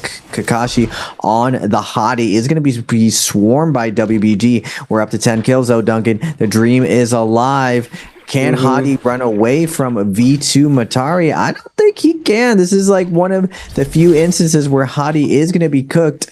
Nice. Scale rush coming out. We got a giant tree. I don't believe this tree is going to be an infinite kite spot. We're on the edge of the buttery rocks. It's looking cooked right now. And WBG, the dream is alive. We're up to 64 points, 11 kills with the Valdamatari Monk. Duncan, I love to see it. It's looking pretty good for them. I mean, I'm not sure if they've really prepped this as a composition that they knew that they could use if needed, or if it was literally just picked in the moment, you know, like just something, just whatever they could, they just picked it up and hoped for the best, you know. But I'd imagine that every team has just like one of those goofy compositions in their back pocket that they're able to bring out if they really need to, because their points just don't allow them to run something that they actually want to play. But here we are again with SS1 Rosemary monking up, trying to get the grabs. A beautiful grab onto the zipping here. Alliance Revenge gonna get slammed down now and then immediately juggled by the Takeda, but not able to secure the regrab by Rosemary, unfortunately. However, they do have this Vermilion Bird's Might. The third party coming in from JL is not going to mean too much for them as long as they're able to actually secure some of these eliminations. He was half a second from doing the double grab slam. That heals so much. But now, multiple ults coming down. JL, TXJ, and the squad rolling in with the V1, deleting SS1, showing up with the Wolves. The whole gang is here. 5-2-1 as well. JL wants some more. They're up to 8 kills, but 5-2-1's Pampy has the Kylan ult out, mashing through Wolves right now, slashing, clashing, putting everyone in the barrel. Well, what can you do when you're just getting ragdolled by this Kylan? What you can do is send your Kylan out as well. Pampy's ult about to run out, and now 5-2-1 has to deal with the other team's Kylan. And you know what you can do? We're just leaving. We don't want to deal with all of that. 5-2-1 up to... Actually, they didn't get a kill right here, but they're at 72. They're on the threshold right now. Same thing with SS1. Same thing with WBG. 5-2-1. They had such a strong start for the day, and I guess they took their foot off the gas a little bit. So many teams are here right now. I think it's the right call to fade out and try to find a better position right here. But did they overheat and overcommit in this situation? OUG, T, or JL all coming in right now. Wolves as well. Just so many teams at the southern port of Imperial. It's absolutely pandemonium out here, Duncan. It is indeed Imperium. It's just another one of those places. Just so much grief goes down. So many players lurking around the edges, waiting for the moment to strike and jumping in from the walls, from the buildings, from the tunnel underneath. There's so many avenues of escape and of ambush. It just makes it so hard to truly just stabilize in this kind of environment. TE, though, they are trying their best, but are they going to be able to survive this onslaught? The Karumi ultimate does get thrown down now. Han trying his best to stay on his feet, but it's not looking too good. He's sending out the fan R&B, scale rushing up now to the wall. Double scale rush, looking to disengage. They're trying to stay together. So they managed to make it back out of the mosh pit that is going on over there. ASE looking to dive back on in, trying to chase these players down, trying to pick up as many kills as they can. We don't have any Yang depletion teams. However, all of these teams want to try and pick up as many eliminations as possible, especially those lurking in the bottom 6. TE, unfortunately, sitting on only 1 elimination. It looks like 11 for WBG, though. I don't think I see WBG around here. I can't really tell. There's just so much going on. And realistically, WBG, if they truly want to have the biggest game possible, considering the number of kills they have, they probably want to be looking to scale up. They're inside Yang right now. Gold weapon on Sleepwalker versus Alliance. Revenge is going to be popping that zipping ultimate, and Yoma is going to fall. This composition is working. Zai moving back and forth. I didn't even think about this, but Valda V2 does punish Zai heavily. He's not able to get the grab, but Sleepwalker's still at full health. Axiao as well, still at full health. He's going for a ride. Nice scale rush going to be coming in, but zipping with the Pio. Now there is some durability on Alliance's side right now. They have zipping Zai. Uppercut's going to be coming down. Jing going for a ride.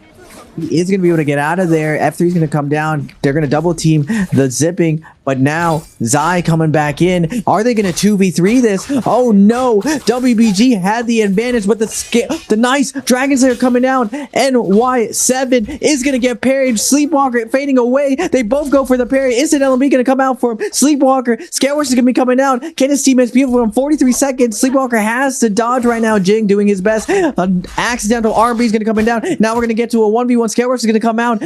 1, 2, musket shot's gonna come out. Both of them looking for the scare rush, but Jing able to get a nice little chip in, but the F1's gonna come out helping him out, but V1's gonna come out. Dash through is not gonna work out. Half charge LMB is gonna come out. Half charge 2 comes out into the grapple cancel. 1, 2, musket shot, fade back into the LMB, and WBG's Jing is gonna clutch it up versus Alliance Revenge, and the dream is alive. The Cinderella story. Can WBG do it with this calm, Duncan?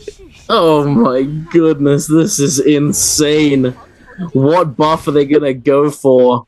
They're gonna go for the Mystic Might, trying to find all of these players lurking at the edges on their lonesome, trying to maximize the number of kills that they can get. And immediately coming out of this Realm of Yang, they see a team lurking on the Mercury River. Grapple for a second, but immediately think better of it and look to try and go in the opposite direction. 5-1, it seems, have managed to get themselves a rebirth charm and resurrect one of their teammates, thankfully for them.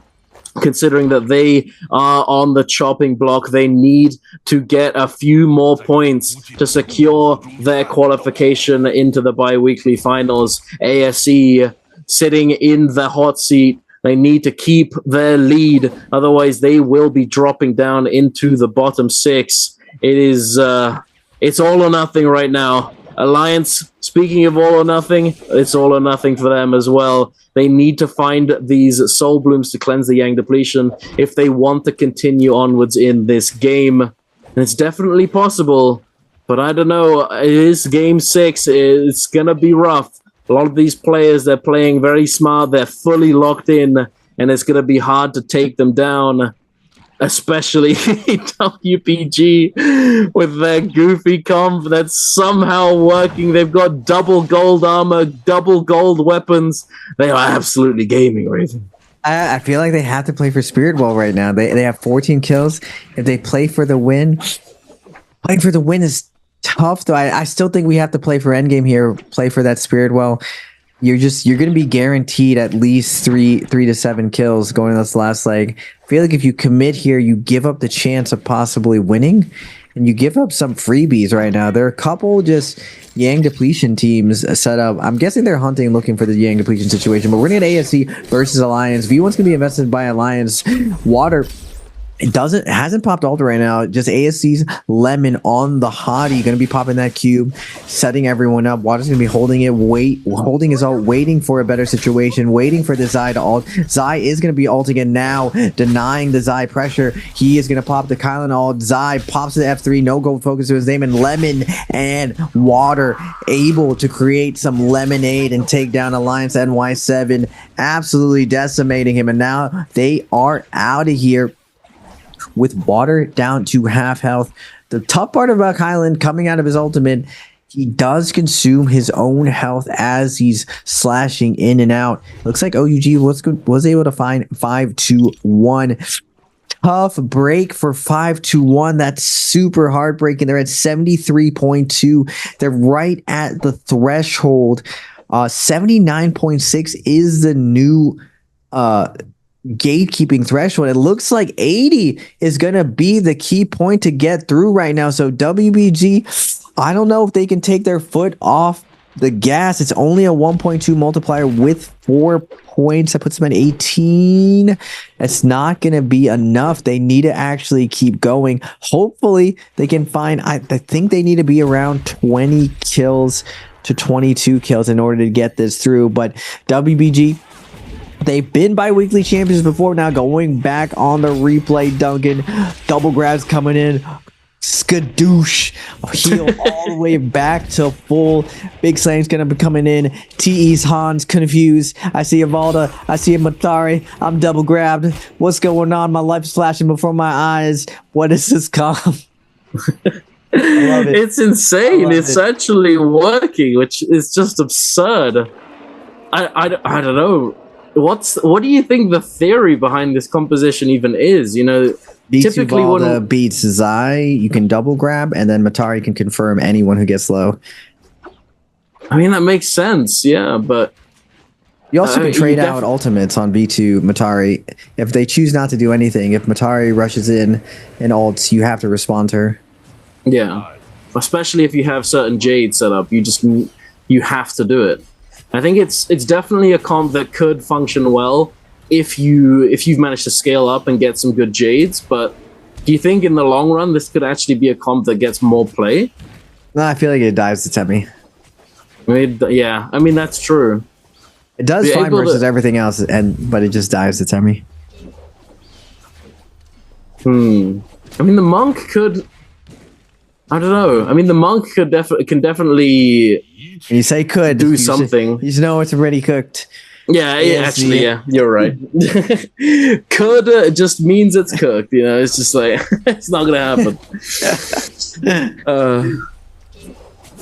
You're right, but hey, it's working right now. Especially considering that there aren't any sandy boys. I mean, we did have a couple, but just not as many as we had earlier. I feel like a lot of teams opted to use the Tumult very early on in the day. Yeah. So perhaps this was in fact planned. Perhaps they chose this specific comp because they knew there wouldn't be any Temis, bro. They knew there's no it beats everything else. Galaxy Brain. Supernova Brain, just like they were just anchoring last place, just like you guys don't know about our true form. This isn't even my final form. They just want to be overlooked like this comp is buns. It was just a lucky thing. They're just like, you know what, we're gonna stay in last because we know we got the reverse Uno card. It's the Batari Valda monk going on to the Predoria. You just don't know the genius behind it. It's just we see Zais, we eat them like cupcakes. We see hotties, and Matari is just absolutely crushing the hotties. And we got monk, and there's just no monkeying around right now. Now this end game, I'm not gonna lie, doesn't really favor the monk situation. Verticality grabbing up and down, very, very difficult, and you're going to be having lots of actually not lots of Vipers, only JL running around. The problem I see WBG running out into is that if they contest this Spirit well, this is JL's bread and butter. They did it during Koi Cup Quals, they did it during Koi Cup's finals, and they had a lot of success challenging this particular Spirit well on this map, and they always did it with the Viper composition. With all this high ground, I imagine they're going to do some type of drop down strategy. And I'm not sure where everyone's range situation is, too. We got the double Aurora Burst as well on ASC. 25 people left alive. Normally, we see this last end game being a little bit short, a little bit of just like, all right, let's just get this over with. Most people are secure. But we got WBG, we got SS1, we got 521, we got ASC all sweating it to get through right now. Now, DRG technically could not be safe as well. They need a little bit more points to guarantee it. But for sure, we got 4 teams all in contentions, 25 people alive. Last game of the day, baby. Spirit Wall's going to be coming up. We've seen non-stop action on this Spirit Wall. We got so much high ground right now. I would be nervous going in there. The hot drop situation is too spicy for me. Now, technically, you cannot range into this because of the dome, but you can sneak in, and that's what we see, a drop down Temi. TE is going to be claiming it. No one wants to contest it right now. Now TE at 59.5. They're going to need a lot right now. They're going to have to go absolutely crazy if they're doing the math right now. It has to be a full W key if TE is going to be able to get through. And let's see what they can do.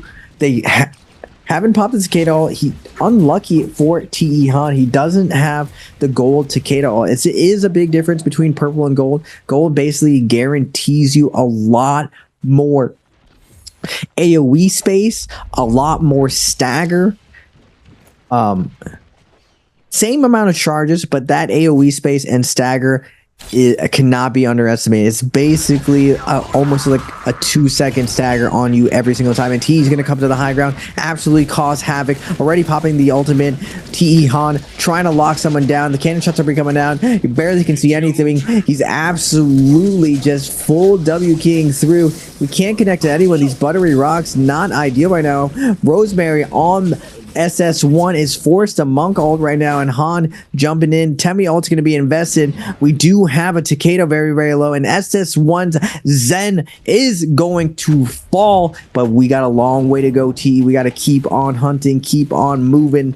So much foliage and just bad terrain, though. It's really, really hard to lock anyone down. Scale Rush is going to be big right now. Rosemary with the gold pole sword trying to find his way back to his teammates.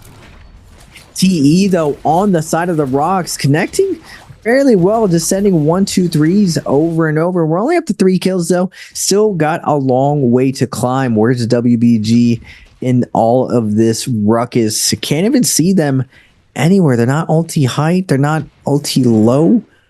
Where are they? Have to be all the way on the southern side. They are. They're on the little bit of corner. Really, really cool spot here with the log going through.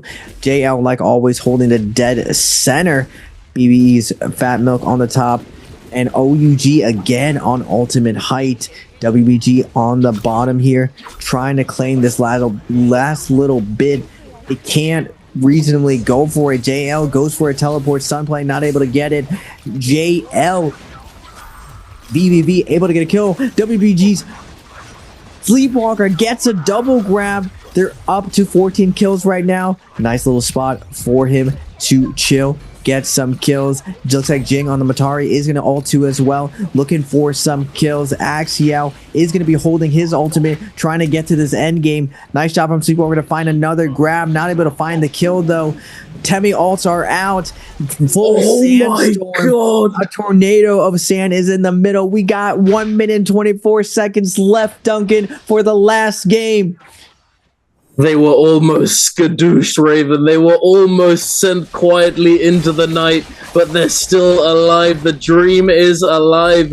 They're trying to get the reset off. They don't have the cooldowns available, but they're gonna build them back up.